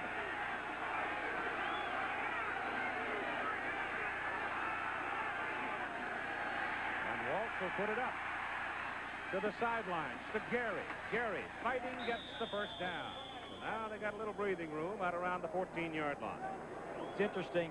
They backed up. The first series, they come out the second half. They're backed on their own 1-yard line. Who do they go to? They give it to Gary to get him out of the hole, and then they pass again to Gary. You know, Johnson was saying earlier this week that he thinks that Gary may have more potential than Highsmith, who was an outstanding fullback for the Dolphins, and also Melvin Bratton, two outstanding running backs they've had in the last few years. Steve Walsh has now hit his last 5 passes going back into that first half. Wolverine flips. Gary goes down. Trip Welburn, the safety.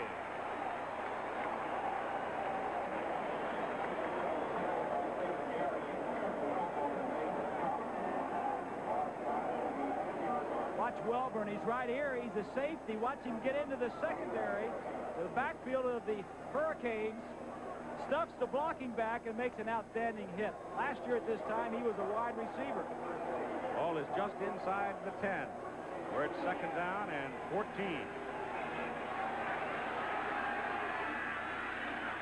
Walsh to put it up.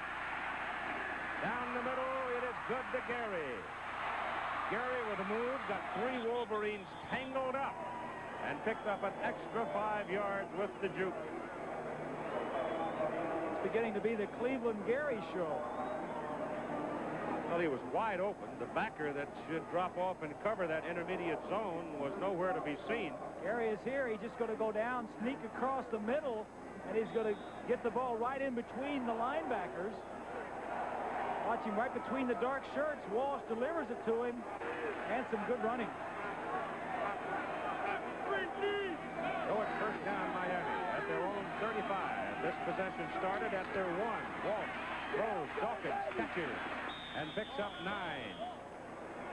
Arnold brought him down. You know, Dale Dawkins is a pretty good sized receiver. He stands 6'1". He weighs 195 pounds. Junior from Vero Beach. And Walsh is now 7 of his last 7.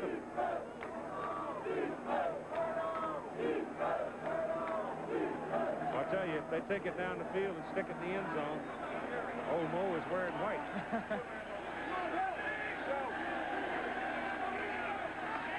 He's throwing again. Big. Hill. No. They bump deep downfield, but no call on it.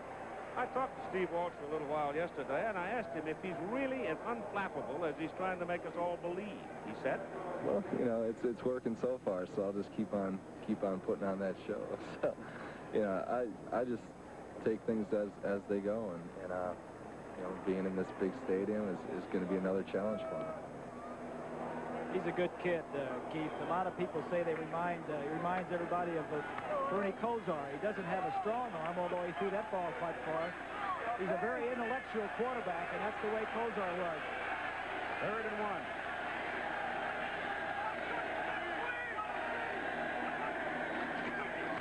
Conley. First down.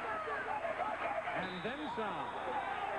He's 170 pounds, but when there's a penalty flag, I think, thrown over there on the sidelines, I thought I saw a yellow flag go up in the crowd.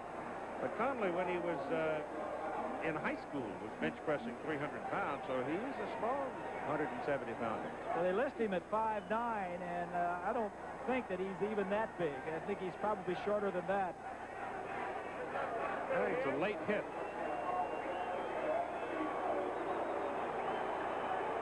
I think Jimmy saw the late hit, and he's trying to help the official out. Yeah, right there, he says. Big call, big mistake, resulting from overly enthusiastic pursuit, probably, but it certainly helps the Miami cause because it sends the Hurricanes to the Wolverine 28-yard line. First down.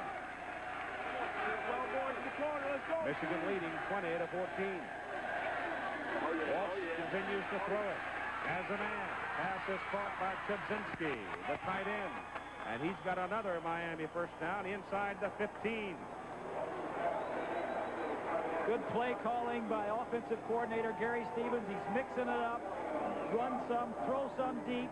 This is actually a deep pass. He was looking to the wide receivers, but the Michigan zone was deep, so he goes to his outlet, Chudzinski, and gets it to him, and he picks up some positive yardage and a first down. And he's from Toledo, down the road from Ann Arbor. First down from the 12. Walsh lost it into the end zone just beyond the hands of Cleveland Gary with Trip Welburn covering him.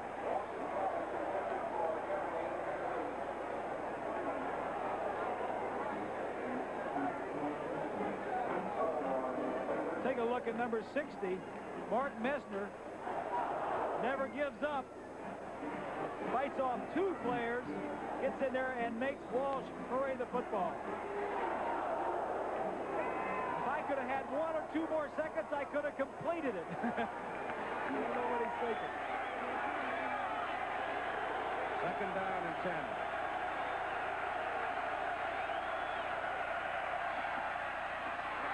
Dawkins intercepted on the ricochet by Veda Murray.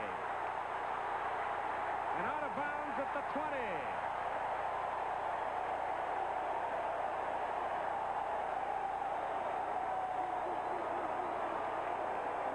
And the Miami center, Rod Holder, is down.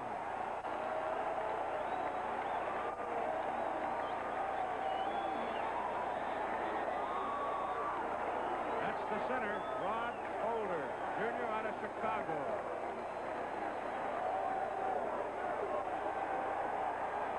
Here's the receiver here. He's going to go downfield and cut to the inside. Now watch the safety. He's going to come over here and get the tip ball. This ball is just thrown a little bit too hard.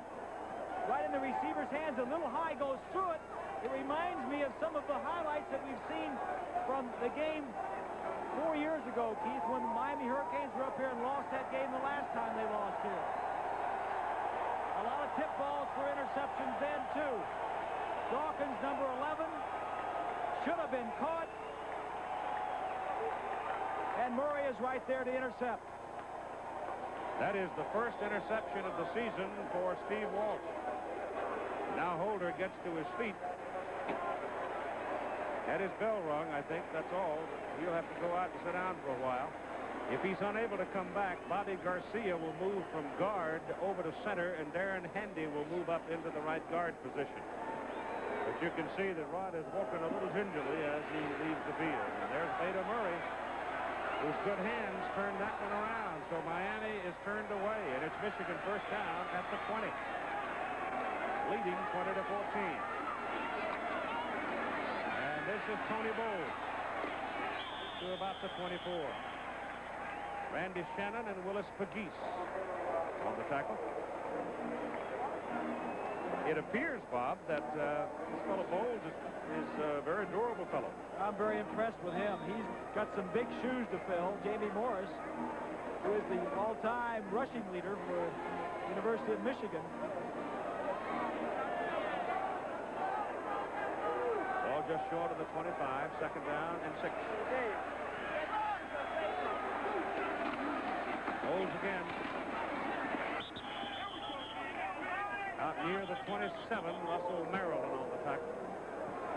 That game was played earlier today. Oklahoma beats Arizona. So that's the first of 2 successive matches for Oklahoma against Pac-10 teams. Next Saturday, they're in the Coliseum in Los Angeles against Southern California.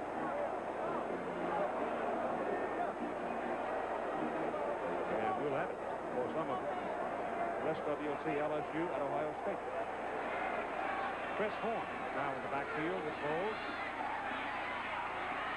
And down goes Taylor as Russell Maryland beats the blocker and got the quarterback. And so that'll bring up a 4th down, and Michigan's going to have to punt it away.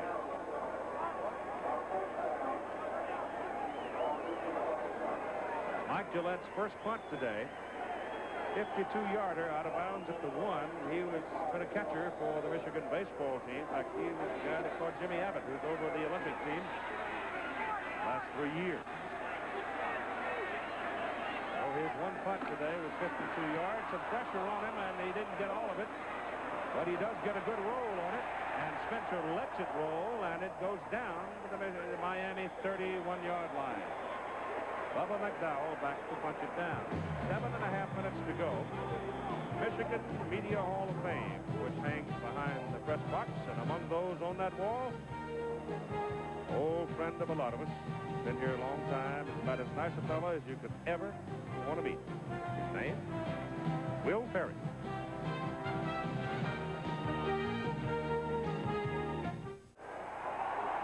This is the best starting position that Miami has had in a possession in the ball game, to give you some idea of how they've been climbing uphill. And Bobby Garcia is in to snap the ball at center. Rod Holder has not come back from the 31. Walsh gives it to Cleveland Gary. And Gary is caught by T.J. Osman, the middle guard, number 94. He's a junior out of Pittsburgh, but he still gets something out of the play. Moves it up to the 35. Almost a 4-yard gain. Gary took ballet classes this summer, Keith. It looks to me as though they may have helped. He's certainly moving light of foot around the field today, both catching the ball and running. I think it helps with your balance, your sense of balance. I don't think there's any question about it. Would you believe I once did it back in the 40s? Uh-oh. Whistles on it. Hold it.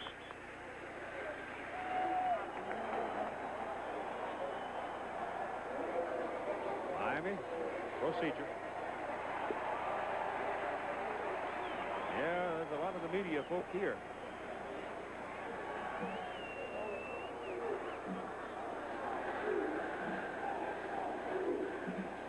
They're all sitting downstairs with air conditioned, eating chicken. We're sitting up here on the roof, paying $1 zillion.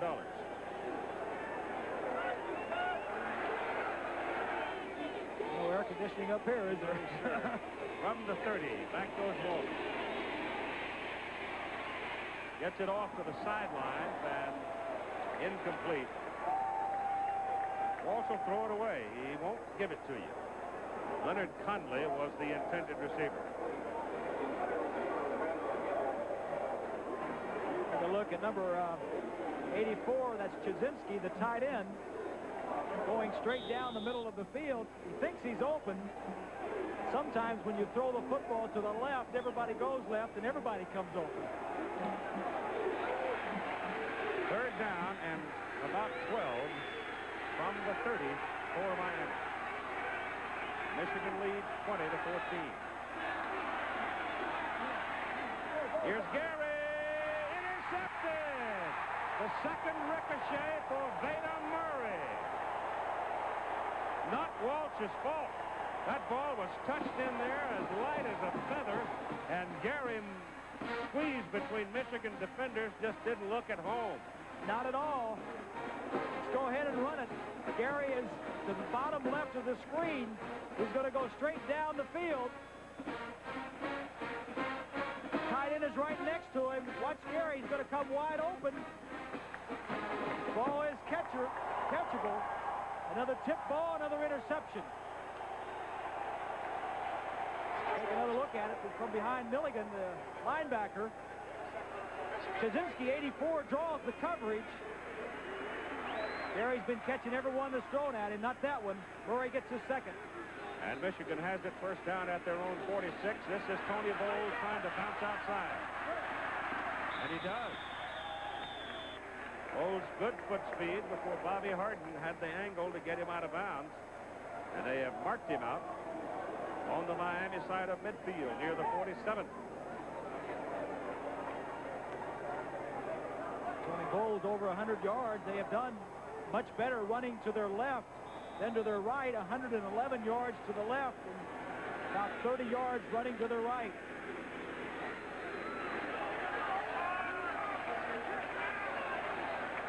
Second down and 4.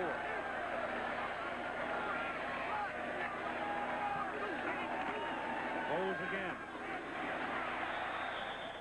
That won't get the first down. He'll be a yard short. What is it? Washington Redskins counter gap play, and ever since they started having this, it's an old play. I mean, it's been around forever and a day. It's a form of the old wingback counter, really. They just pulled two linemen instead of one of the backs. And you're seeing a lot of left-handed football teams running now. Yep. It's good football play. You can't have any penetration on the side that you're running, but there's that running tendency left and right. First down by Tracy Williams, a junior out of Sarasota, Florida. So there are Floridians on this Michigan team, and one of them just picked up a first down. ABC's NFL Monday Night Football next Monday. The Cleveland Browns and the Indianapolis Colts. Colts won the Eastern Division Championship last year, while the Browns won the Central. And poor Marty Schottenheimer just having a terrible time keeping quarterbacks healthy. Don Strock just signed with him. Steve Slayton came back to him because Kozar down with a bad arm, and then Gary Danielson broke an ankle. Well, they got a good man in Strock. He'll do well for him. He's a smart quarterback. Ball short of the 41. And Taylor back. Lets it fly. Good down the middle to Jeff Brown, the tight end. Down inside the Miami 20. Oh, that long march by Miami downfield, only to lose it on the ricochet interception. Seemed to have taken a little starch out of it. Well designed. Here's Brown. He's going to bend to the outside and come down the middle. The man he's going to fool is Clark, number 57, in the center of your screen. The play action holds 57. He throws over his head, and Brown makes a nice catch. Keeps his feet. He scores. First down, Michigan at the Miami 20. Goes to Bowles up the middle. And about 4 yards before Clark this time, junior out of Tampa, gets in.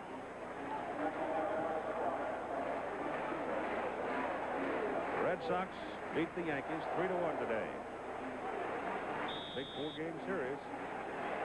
And the Blue Sox sitting on top of the bunch in the American League East. They're now 5.5.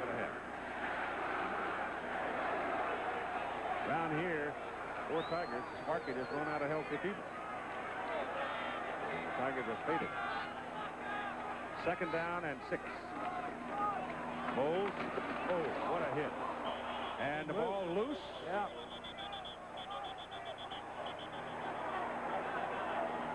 Miami is arguing for it. Won't get it. Kenny Berry, number 6. The quarterback really came in and made a hit. I think that ball was loose before he was down, Keith. Take another look at it. Let's go ahead and run it. Watch him come hit from the left side. Right there, that ball is loose. Oh, sure, it's loose. Yeah. It looked like a Michigan man and might have covered it. Yep. Third down. Ball is at the 16. Taylor takes off.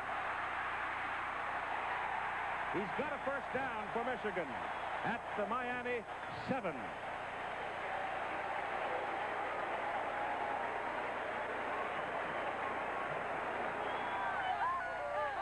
A mobile quarterback in college football is worth his weight in gold. He can make something out of nothing, even if he's not a great passer, and Taylor is not a great passer. He drops back, nothing is there. He gets upfield, picks up a first down, and continues the drive, keeps possession of the football. And Bill Hawkins is back in the game, number 54, the big defensive end.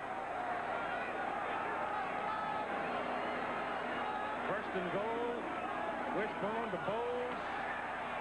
And he stopped at the 5. Bernard Clark, 57, got the principal hit. Here's Mike. Keith, actually, defensive end Bill Hawkins has been on the field for all 3 of Michigan's offensive possessions.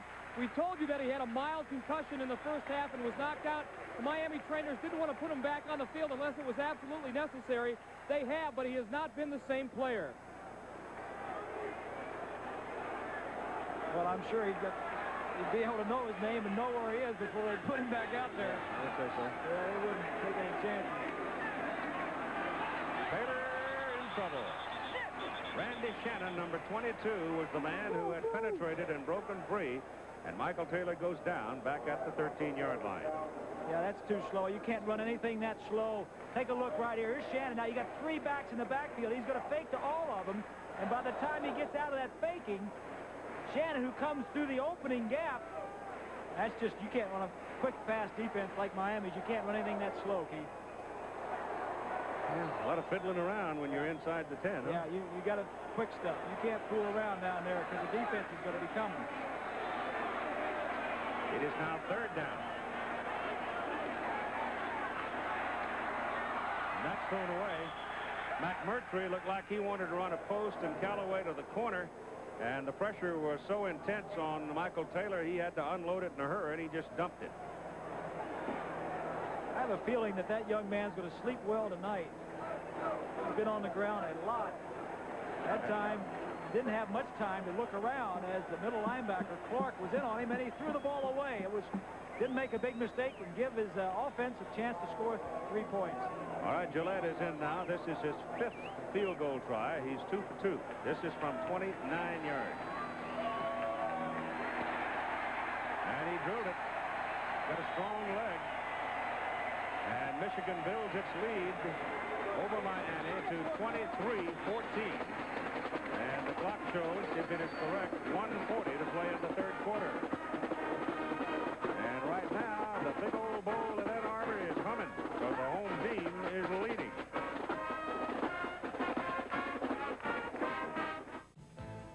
Do not play poker with Bobby Bowden of Florida State. 4th down, they fake the punt.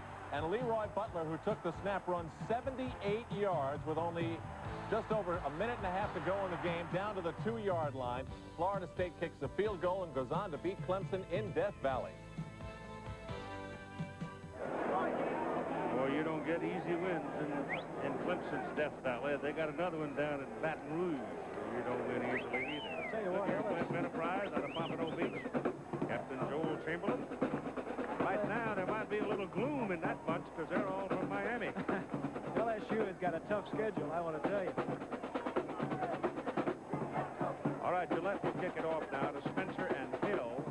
That field goal by Gillette very big because now it forces Miami into 2 scores. They got to score twice. 20-14, they only had to score once to regain the lead. Now it'll take 2. Well, that hammers it. And Spencer gets away from it and lets Hill have it. And the Wolverines let Hill have it up around the 21-22.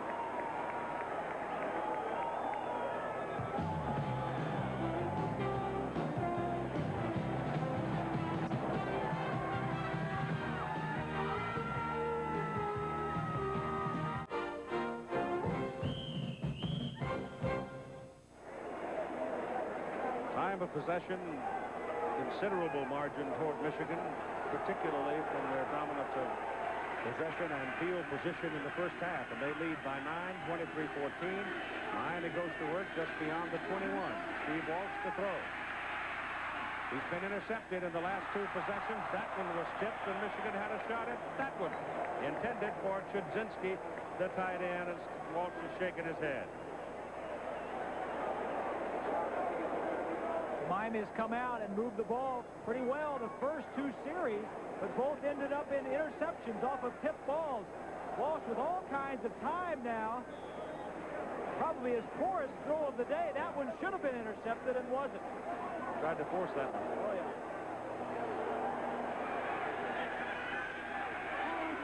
2nd and 10. Underneath to Gary. Gary is caught and wrestled down by David Key, who comes from, of all places, Columbus, Ohio, playing for Michigan. That's blasphemous. Well, Jimmy Johnson hopes it's not deja vu. He was here once before in '84. They were the defending national champions. They were ranked 1, and Michigan was ranked 16, and Michigan beat them. Exact circumstance. 22-14 in '84. It's 23-14 right now. 3rd and 5 for the Hurricanes. Gary down the middle, and Walsh missed him. Well, Steve threw 2 bad passes in that series. He did, and his confidence has to be a little bit shaken, Pete, because they came out fired up. They had 2 good drives. They were down near the Michigan goal line, and a tip ball resulted in 1 interception. They got another drive going and another tip ball and an interception, and he threw 2 poor passes there. He says, what do I have to do? Tim Kalal is in the punt, 3rd of the day. He hasn't really hit one yet. Callaway is deep for Michigan. Got a little better rhythm on that one. And Callaway will go down. brought down in a hurry by Anthony Hamlet, a freshman linebacker. 41-yard punt. So we've got 1:08 to go in the third quarter. Michigan has the football at their own 32, first down. Hello. Business has sure picked up here at Lucky's Castaway. Let's Go Blue ringing through the crowd of 105,834 as Michigan comes up. First down just outside their 32-yard line. Michael Taylor has been a star today. Tony Bowles has been a workhorse today, and he will pick up about 2.5 yards on the carry before Shane Curry brings him down. Number 75 is Skripanek. Weighs 322 pounds. He's blocking on Maryland. Number 44, Curry, gets in there and makes the play. There are times when Curry, who weighs 245, is against Skripanek at 322. He's outweighed by 75 pounds. But he's quicker. Speed against power. Little handoff to Bowles and a big hole. First down, 45-yard line. Miami got great penetration, but Michigan had the right play called at the right time. Bernard Clark, the tackle. He's been all over the field all day. Last year, Michigan's offense was pretty good in the Big Ten. First in rushing offense. To see how they're doing against Miami today. Bowles has 124, 60 yards more than the entire Miami football team.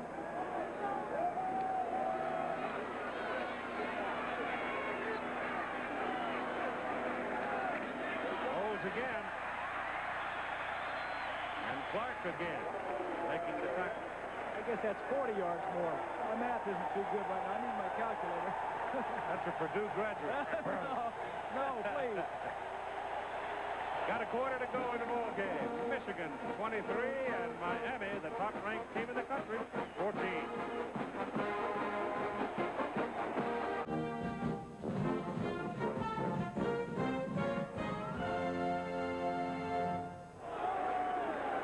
Just 15 minutes, and the top-ranked team in the country is trailing by 9, and the leading team, Michigan, has the ball. Second down at 4, Tony Bowles. And he's greeted by Randy Shannon right about the line of scrimmage and stops.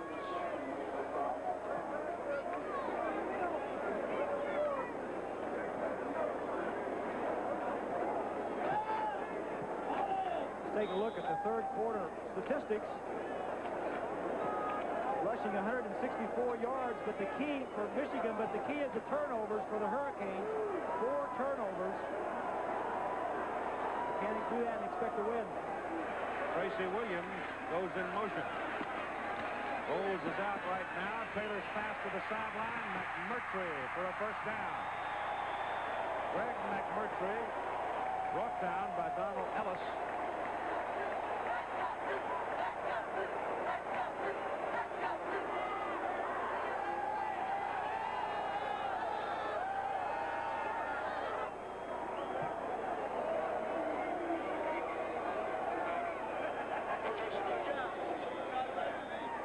Michigan's impressive today, I'll tell you. With the speed of McMurtry, you have to give him some room, and Taylor's got the confidence now. They've got one-on-one coverage on the outside. They're thinking run. Now, Michigan. Just inside the 38. There goes Williams. And he's brought down by Maurice Crum, number 49. Give him maybe a yard. Keith, not only has Miami won 19 straight road games, but they've won 33 straight regular season games. I think that's about the 7th longest in NCAA history that is on the line here today also. The turnover has been a problem for the Hurricanes. And a very angry Michigan football team after playing poorly at Notre Dame and losing by 2. And right here, Taylor spends a timeout. From from the frigid Great Lakes. 3, Oklahoma takes on the defending Pac-10 champion, 5th-ranked USC. 4, number 8, LSU meets Ohio State. Next Saturday on ABC's College Football. That'll be an interesting game next week. Both of them. That LSU winning big at Tennessee. They're on the road for a second straight week at Columbus. John Cooper having won his opening game. Of course, Oklahoma, Southern California, Lordy, the Coliseum may sink. You think it'll be sold out? No. But I think they'll probably get 90. Well, who moves up? UCLA, they play Long Beach State. They figure they could be number 1 unless this thing changes here. So there's a lot of time left, 13-16. Michigan's ball, second down, a little less than 10.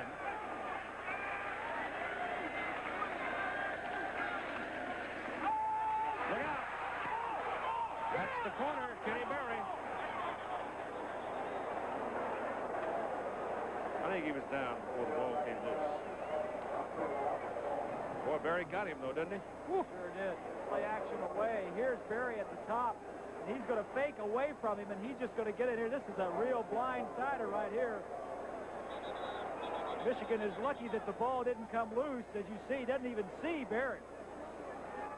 Taylor's hurt, too. He's limping, and he's going to have to come off the field.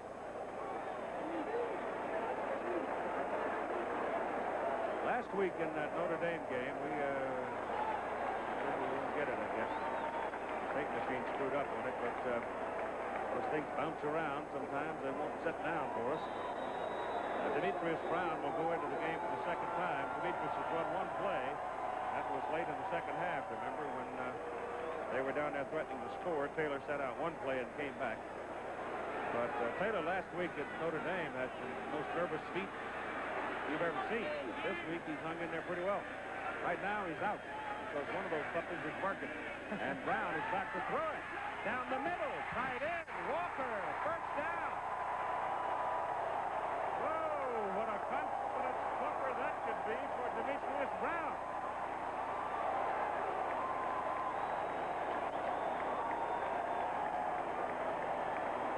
Well, Brown's been in the doghouse, been in Bo's doghouse. The play action fake holds 57 Clark. The pass right over his area, down the middle to Walker. Just holds on before the safety can get there. Bo said yesterday, we've got to hold those linebackers and throw a little bit more. But when you run as well as they've run today, you can do that. So it's first down at the Miami 14. Just inside the 14, officially probably the 13. And Tony Bowles hooks his helmet down to around the 12. Talking about Skrepenak a while ago, Greg is still 18 years old. 320 pounds. I mean, his body hasn't even caught up yet, you know. But it's a long distance between the electric spark noggin to get that big body moving. He's taking the place of an All-American, John Elliott, who was there last year. 11 offensive players, I mean 9 of the 11 offensive players are back for this team. The only 2 they lost were Elliott and Jamie Moore. If you're that good, that coordinated, that size, Taylor's back in at quarterback, missed by 1, but hunted down and run down from the backside by Russell Maryland, the big tackle. So Michael Taylor back into the game is going to lose outside the 15 on that play. Indiana won today, so Bill Mallory's Hoosiers are 2-0. Well, the Washington Huskies were getting a bit of a tussle from Army's Wishbone out in the Northwest. What about the Cougars playing the Oregon Ducks? Oregon had a 6-0 lead early on in that ball game. Pac-10 looks like tough conference this year. It's third down and good 12. Close to 13. Taylor's pass to the corner. Touchdown, Callaway.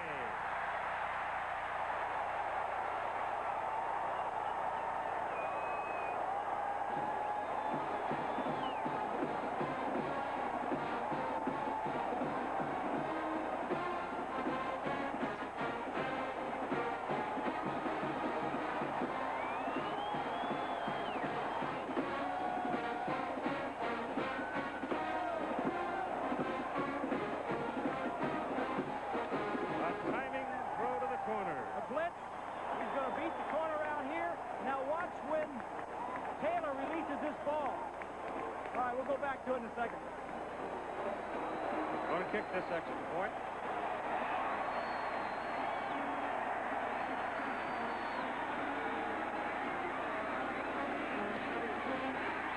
Gillette sends it through.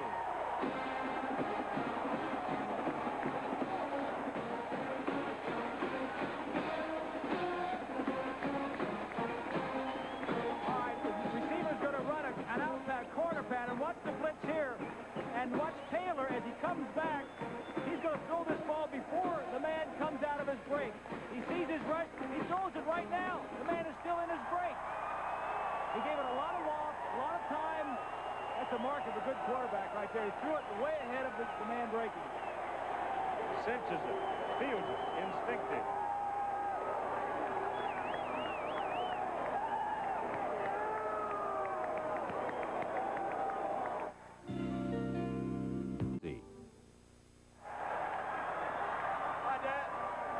Chris Callaway. He just caught the touchdown pass to make it 30-14 Michigan. And the water is very deep right now for the Miami Hurricane.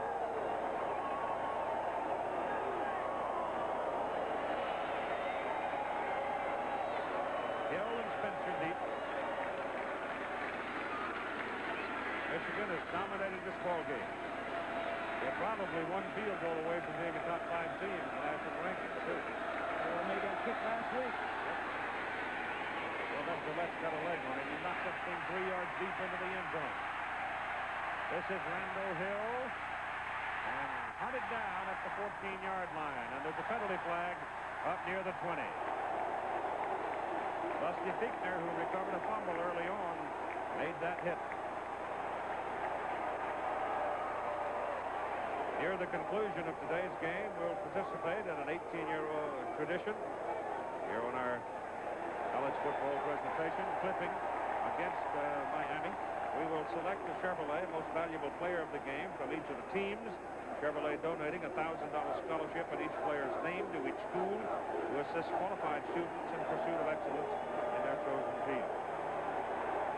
Now, Bo Schembechler's got a grin. Wyoming's a good football team. I'll tell you right now, they are tough. And Oregon looks like a pretty good football team. That game's being played in Pullman. Washington State having come back to the Big Ten and whacked Illinois and Minnesota. All right, the penalty takes them all the way back to the 7. Ball's at the goal line, puts it up. Fly pattern down the sideline intended for Andre Brown. The bigger of the wide receivers for Miami at 6'3", but defended well by David Key. Walsh just threw that one up in hopes that the tall Andre Brown might get up and make a play on it.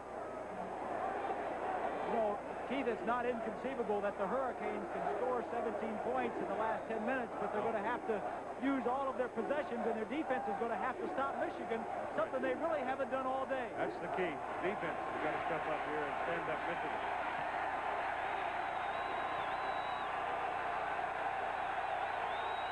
And that today looks like a considerable chore.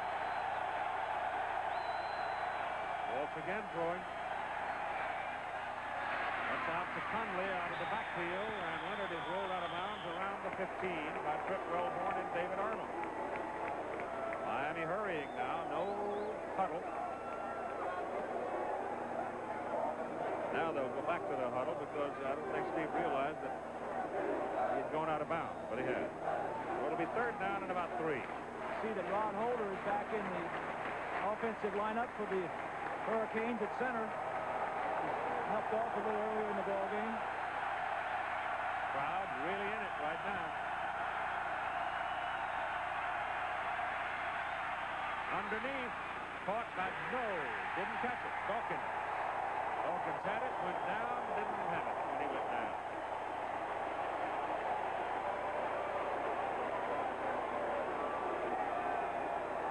Well, they got to punt it. Yeah, and he wasn't happy about it. He said, let's go ahead and kick it. You can see right here, this play is covered. Grant is right there, and also Murray comes in at the last minute. He made up his mind ahead of time to throw there no matter what. We couldn't see it come out, but the official was right there. Hillel to punt, Callaway back.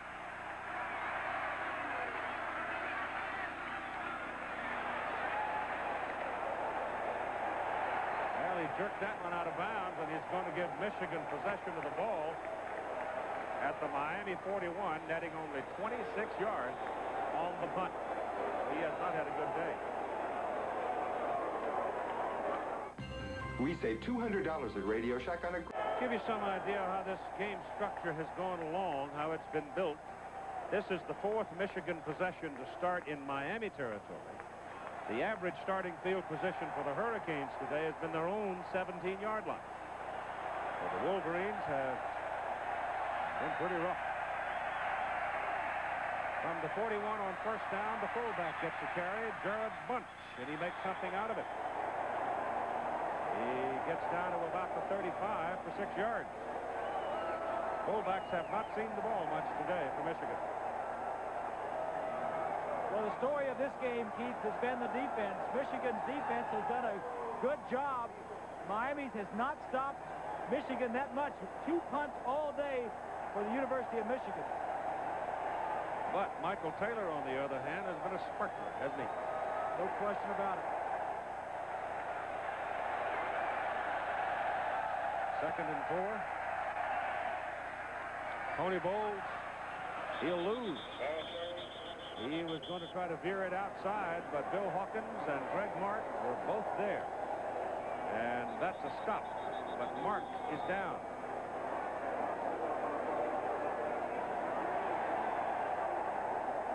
So the big junior from Pennsauken, New Jersey, shaken up.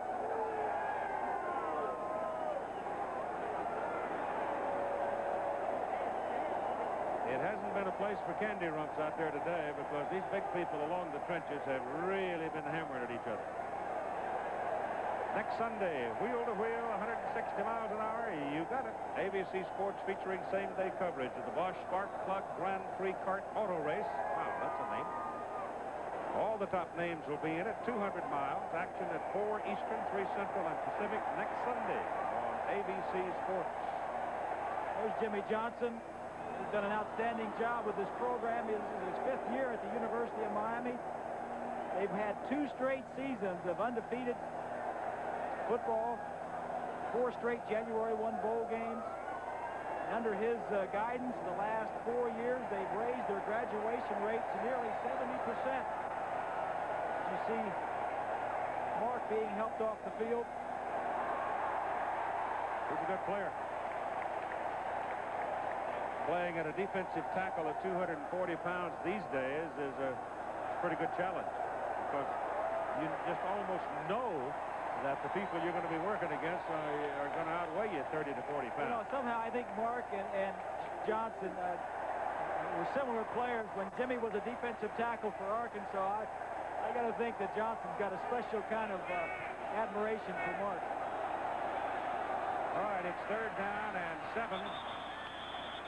And Bill Hawkins comes across the line. Let's see about it.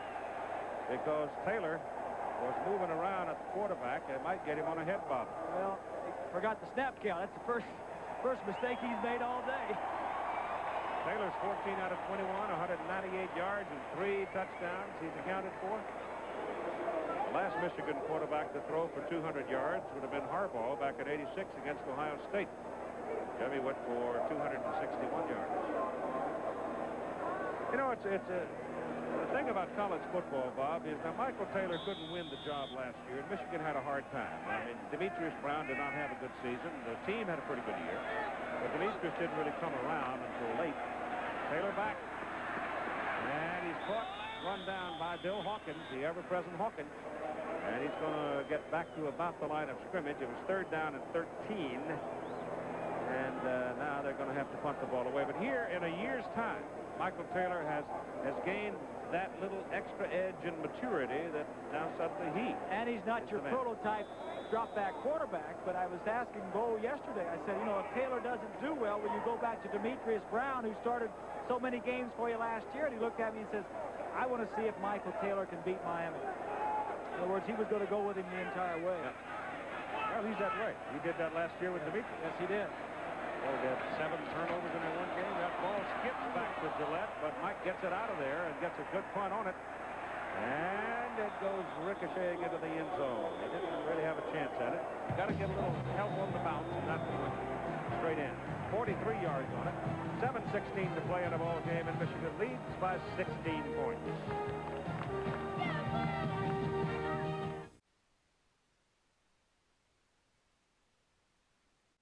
On this campus, I think, as far as athletics is concerned, produces sufficient revenue to sustain itself. The hockey team makes money. The basketball team going very well under Bill Frieder. Saw Don earlier today. He's doing a lot of pitching. And he's a great guy. Just been terrific. That's passed downfield. Good to Dawkins. And Steve Walsh threads the needle on a long one to get a first down for the Miami Hurricanes out at their 43-yard line. The hurry-up offense as we look at Dawkins going downfield. Michigan now is forcing the Hurricanes to throw the ball to their wide receivers, shutting off the inside stuff to the backs and tight ends. This dance ain't over. 7 minutes to play. Walsh back to throw. Got another. Oh, Conley can't pull it in. Just a little off the mark, and Leonard stretching that 5'9" as far as he could, but he couldn't come up with it. And it'll be 2nd down and 10. When you throw the ball as well as Miami does, you can ring it up pretty quick if the other folks help you. But Michigan's going to have to help Miami with a turnover or two or something. It's going to have to go in their favor, and they haven't had a whole lot of luck turn their way so far today because Michigan has just been double tough. 2nd down and 10. A little quick one. And Conley can't handle it, and Milligan, John Milligan, Jr. out of Trenton, Michigan, number 30, the linebacker, was right in his face and was involved in his failure to hang on to that little pop. Because I tell you, if Conley hangs on, look out. No question. Walsh, an intelligent looky here. There's nobody lined up over Conley. He's going to come straight down, and what Walsh does is just check to it. Because I'll just pop you right now. Look at the running room he would have had. If only. Milligan didn't hit the ball, but he was in the way. Just enough. 3rd and 10.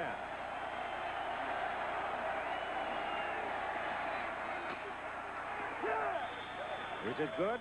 Yes, sir. He's in bounds just inside the Michigan 45. Andre Brown, number 83. Oh, it's on the Michigan 44, and it'll be a Miami first down. 6:53 to play in the ball game. Here's Mike. Keith, one of Miami's defensive coordinators was on the sidelines trying to exhort his troops, say we need some key turnovers next time, but the sparkle wasn't in the players' eyes, and Michigan has taken it away. And a superbly conditioned Miami team, they look fatigued. Walsh back. Gets it off under pressure down the middle. Chudzinski, the big tight end from Toledo, pulls it in. That's a pickup of 20 down to the Michigan 24. David Key brought him down. This Miami offense, they sort of remind me of a basketball team. They go in surges and go bang, bang, bang, bang, bang. Well, it's a pro style of offense. They do everything a pro team does. And you see this with a good 2-minute drill right here. Underneath. Pass good. Gain to about the 19. Caught by Cleveland Gary out of the backfield.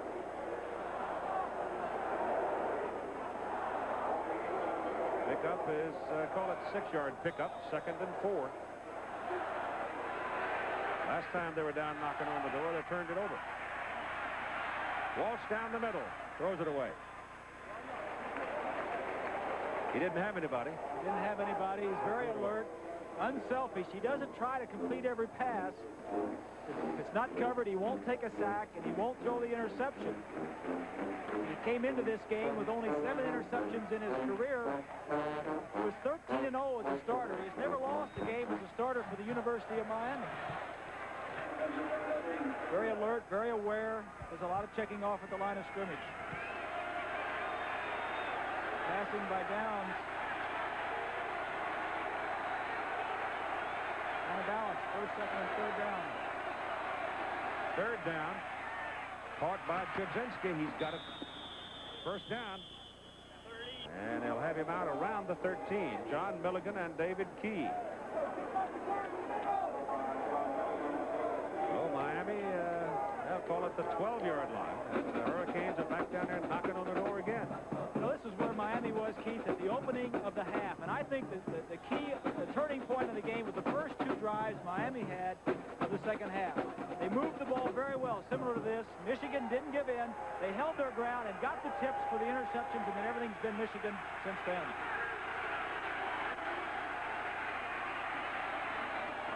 Dawkins to about the 7. So that'll be a 5-yard pickup, and J.J. Grant, one of the inside backers, senior from Liverpool, New York, gets the call on that tackle there, number 95. Second down. And that pass intended for Conley, but in reality, Conley was shielded totally, it looked like, by Milligan. He had to touch the ball over Milligan's head. He had a chance. Too hard. He had a chance, but I think he felt there was too much risk of interception, and he couldn't do that down here. Michigan is not doing anything defensively. They're only rushing 3 or 4 men. They're playing 7 or 8 men in the secondary and not giving him anything easy. There's a lot of people down in that small area to cover.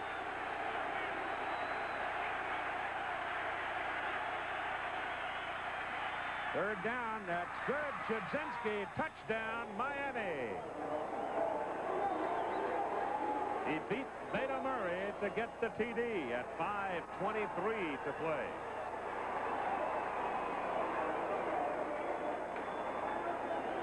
Here he is right here. He's just going to break to the outside. As the outside receiver goes down, he's going to hit him with the ball to the outside. Watch as he throws the ball away from the defensive man. Close. In fact, Murray tried to pick it off. They'll go for 2.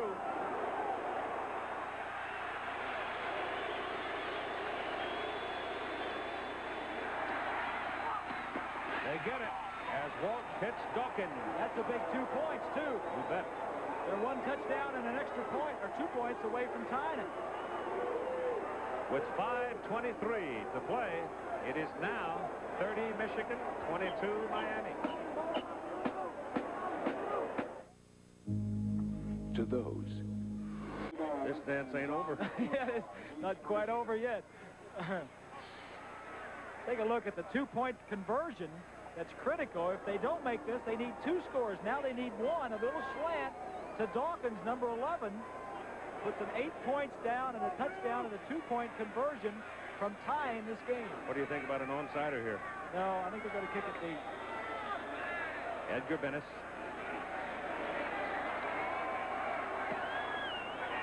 Got all of it. Bowles at the 2.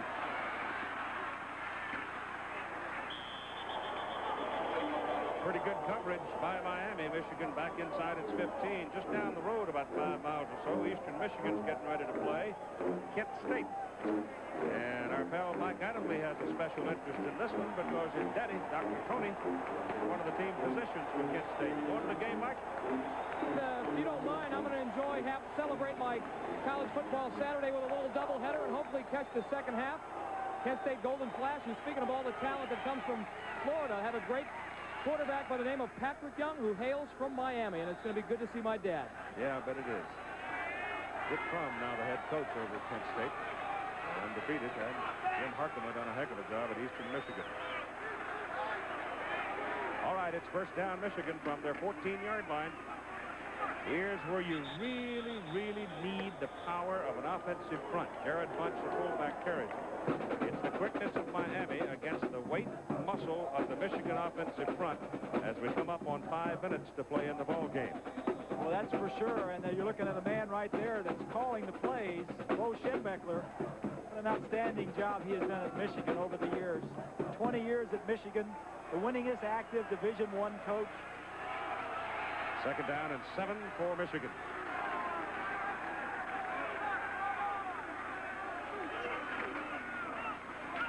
Bowles gets a hold of the outside and gets it up to around the 20.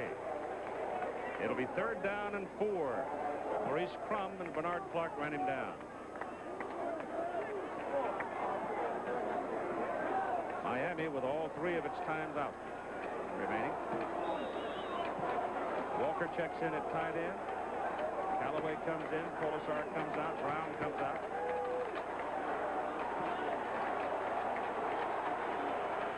Double wide now to the top of your picture. On third and a long 4.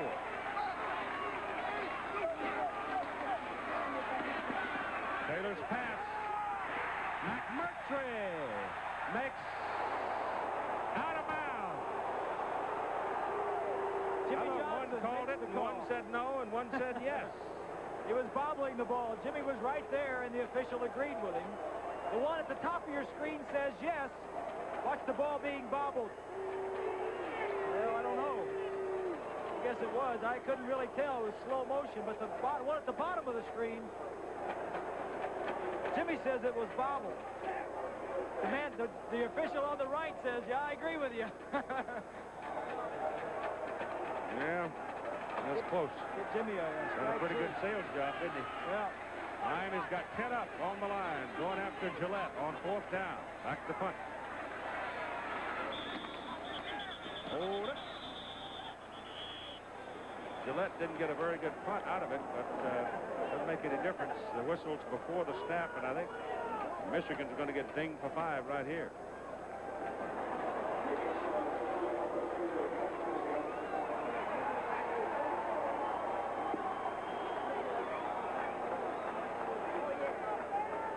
Jim Kimmerling. Have a dead ball. Illegal procedure against the offense. 4th down. That means somebody moved. That was 3rd and 4. They may have been trying to do something to entice the Hurricanes to jump offside to get an easy 1st down. Now Gillette really needs a big one. Michigan needs a big one. It's a low line drive. Spencer's back and had called a fair catch. He had room to run, but he had committed himself to a fair catch. And rather than risk anything, he gets Miami the ball 1st down on the 43. Well, they had a punt block on it, looked like. He just was told to catch it. He wanted to get the offense on the field without chancing a turnover. Miami's got the best field position offensively that they've had all day. Now it's up to the Michigan defense with 3:45 to play in the ball game.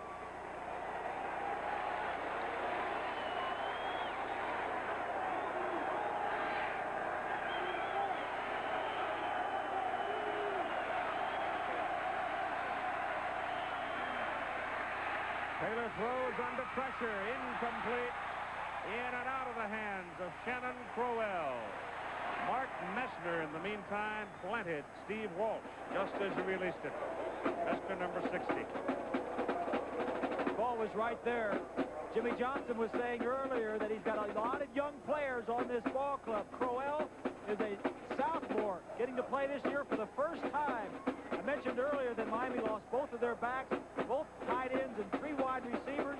He was concerned coming into the year about the young people. He said later on in the season, I think we'll be all right.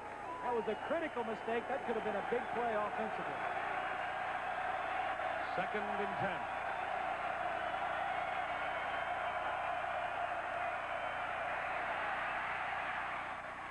Chudzinski, the big man from Toledo, the sophomore, has made some big catches for the Hurricanes. And it's a 1st down on the Michigan side of the field. Let's take 5 seconds to allow our local stations to identify themselves. WAAY-TV, Huntsville. Chudzinski has caught 6 balls for 77 yards. Walsh back to, that is not a 1st down. I called it first. It is not a 1st, and that pass is incomplete. And now it'll be 4th down and about 2 as Beta Murray nailed Cleveland Gary and made him cough it up. Michigan leading 30-22. Michigan has been pretty much a dominant team throughout the ball game.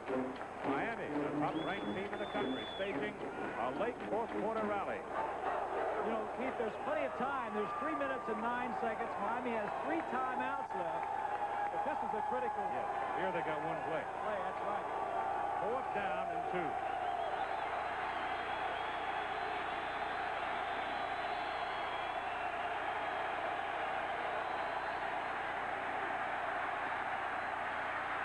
It is Gary, 1st down at the 30, the 25, the 20. He's on his way. Touchdown, Miami!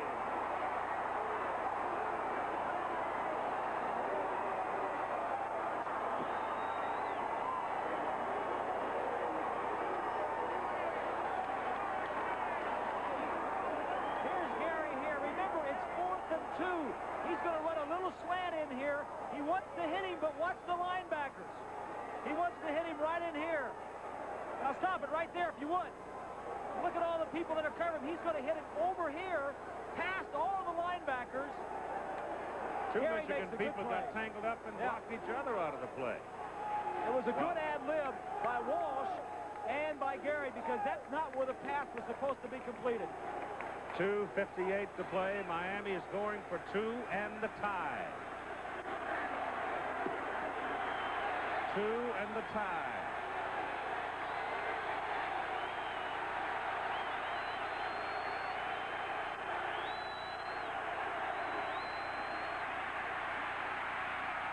Intercepted. They better tackle him. He can run. He went down with it. Yeah. David Arnold. So the try for 2 points backfires at 2:58 to play in the ball game. But there is still time. Right here.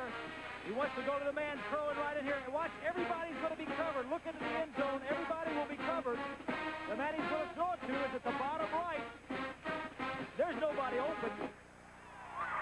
And he throws the ball. He cuts in front of him for the interception. Good defense. So now Miami must kick it off to Michigan. And the Michigan offense really needs to reel off a couple of first downs.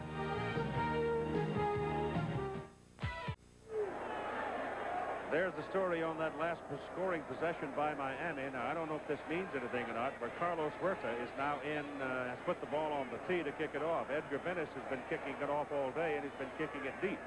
With Huerta in there, does that mean they have something else in mind? I don't think you're going to onside it, Keith, because you've got 2 minutes and 58. You got 3 minutes to go, and you got 3 timeouts. Maybe he's going to pooch it or something, huh? It certainly looks like an onside. Maybe he's going to pop it up. No, they go the onside. They got a chance. They got it. Miami got the ball. Bobby Harden, the strong safety, went up in the air and got it at the Michigan 47-yard line. Has this thing turned around? Michigan had a 30 to 14-point lead in the fourth quarter. Unbelievable. Michigan needs to come up and attack this ball. They're just sitting there waiting for it. It's Welburn, number 3. The Hurricanes are the aggressor. You know, some of the Michigan players can come up and block the Hurricanes before the ball gets 10 yards. Well, Michigan got caught. Michigan didn't believe that they were going to go onside and left their receiving team in. If they'd have had a sense that they were going to do that, then they'd have had receivers and backs and all everybody else. They had 9 men up there, and Welborn is one of the receivers and defensive back. Walsh back on first down from the Michigan 47 down the middle. It is intended for Chudzinski and incomplete. 2:52 to play. Here we get down to Walsh. Now, Walsh, I mentioned, has never lost a game as a Hurricane starter. He came into this game with 7 interceptions on the year, in the career. Through 2 today, both of them were tipped. He has moved the ball club down in 2-minute drills to score 14 points. He needs 1 more drive. Second down and 10. Blitz. Outside, Andre Brown makes the catch, and they mark him at the Michigan 33. First down, Miami. Michigan changed up, Keith. I was just going to say they have not blitzed many times all day, maybe twice. They've been getting eaten up by dropping back. That time they blitzed. Protection was there, and Walsh threw the open man. Steve Walsh is now 24 out of 45 for 335 yards.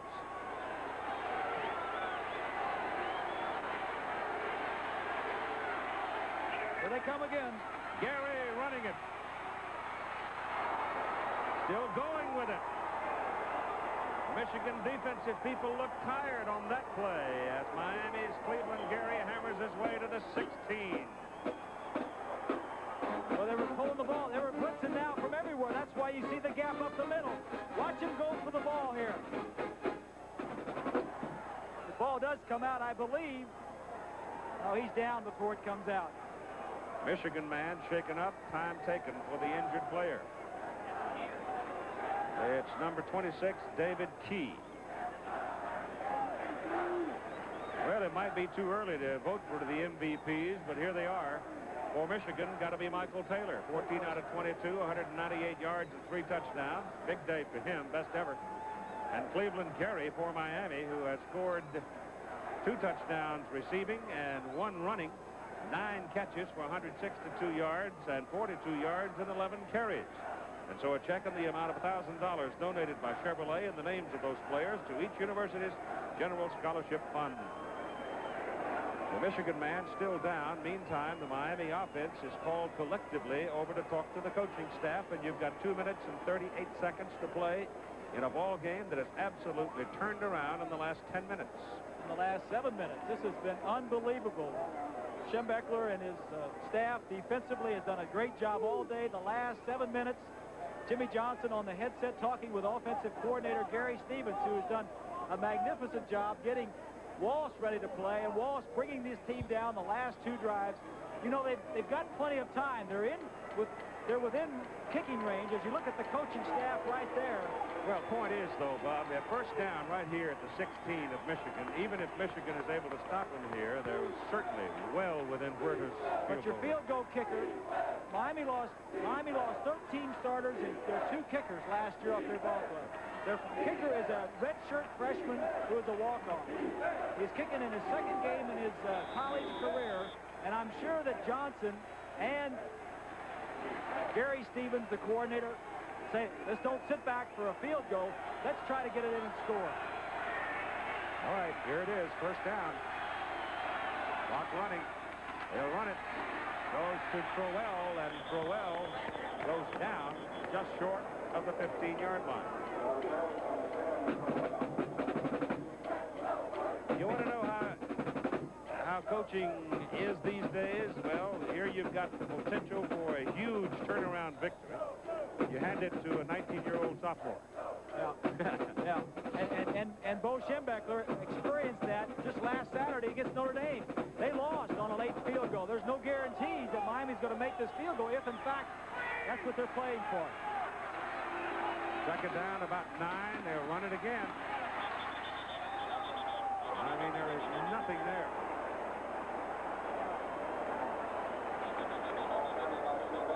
And Michigan has called a timeout. Well, they've got to.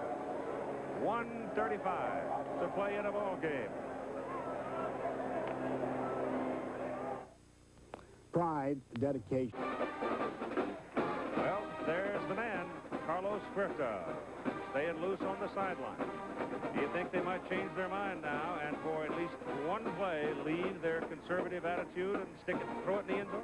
I got to question the way they played the last 3 series and getting the ball down there with plenty of time left on the clock and 3 timeouts. And then stopping, taking the ball out of Walsh's hand and giving it to a redshirt freshman, Huerta. May come in and kick it. Well, but at least I would let Walsh maybe throw some safe passes, and they do have safe passes. You still got 1:35. Michigan's got 1 timeout remaining. They hit 1 big play, and you don't know what Gillette's going to do. He might kick a 50-yarder for you, too. Well, there's no question that part of the theory was to take some time off the clock. Right. They wanted to take some time off the clock. But I would be surprised here if Miami didn't do something to try and make this first down instead of just running it into the line again. Long football game.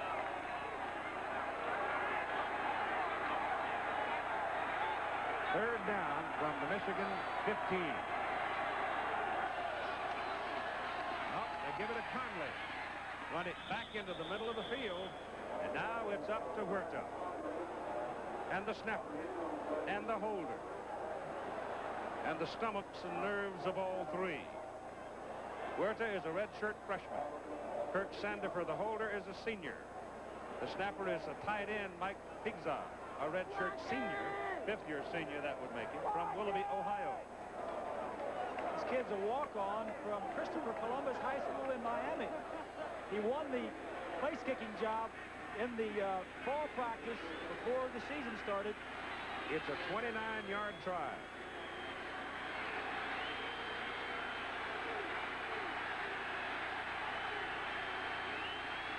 was low. The kick is away. The kick is good. And Miami has gone to a 31-30 lead over the Michigan Wolverines with 43 seconds to play.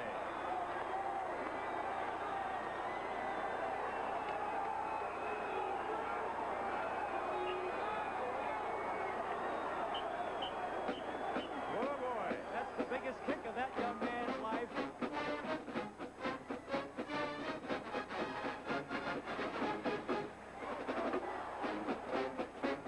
The hold was good. Sandifer, the third-team quarterback. You got to hand it to Johnson, though, to have the confidence in this young kid.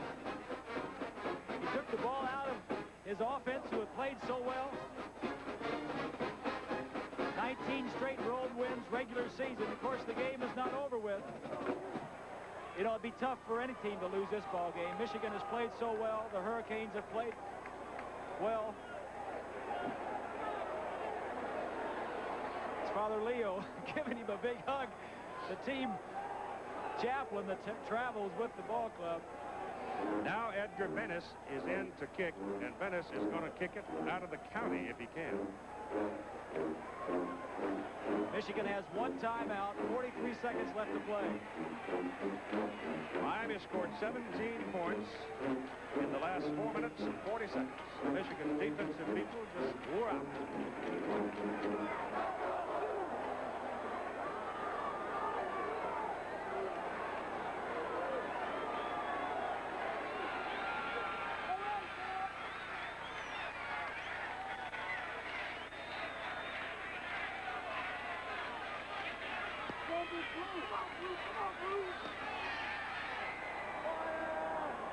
Way back to Colasar.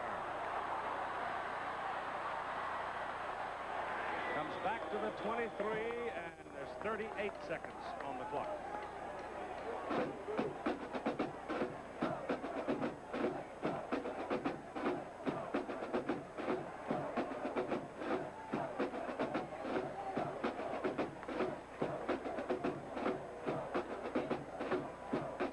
If you got a trick play or a gimmick you haven't shown. Well, Michigan needs to go about 30 yards, Keith, to get into field goal range for Gillette. Taylor has time. Sideline down. Catching the ball at the 31 is Bowles. They've only got one timeout. The clock is running. Michigan hurrying. No huddle. 25 seconds. This is not the strength of the University of Michigan's game right here.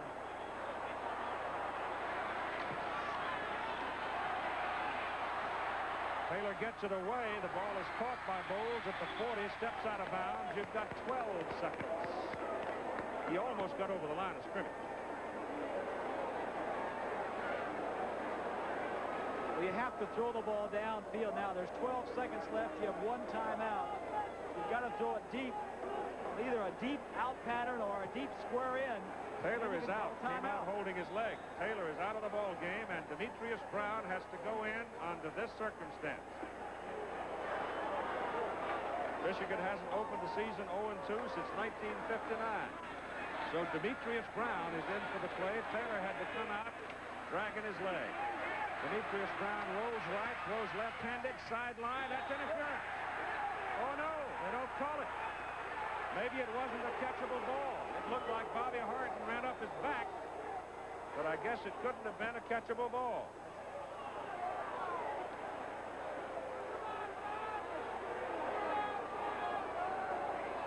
Whoa, he hit him early, but he was out of bounds. With his body, yeah. I think both players were out of bounds. It was too close for Harden to be hitting him. I'll guarantee you that if the ball was catchable. That would have been 15 yards. That would have put him on the Miami 45. You've got 5 seconds, one timeout. Brown used a lot of time rolling out. And there's one of the Michigan men leaving. T, the defensive back.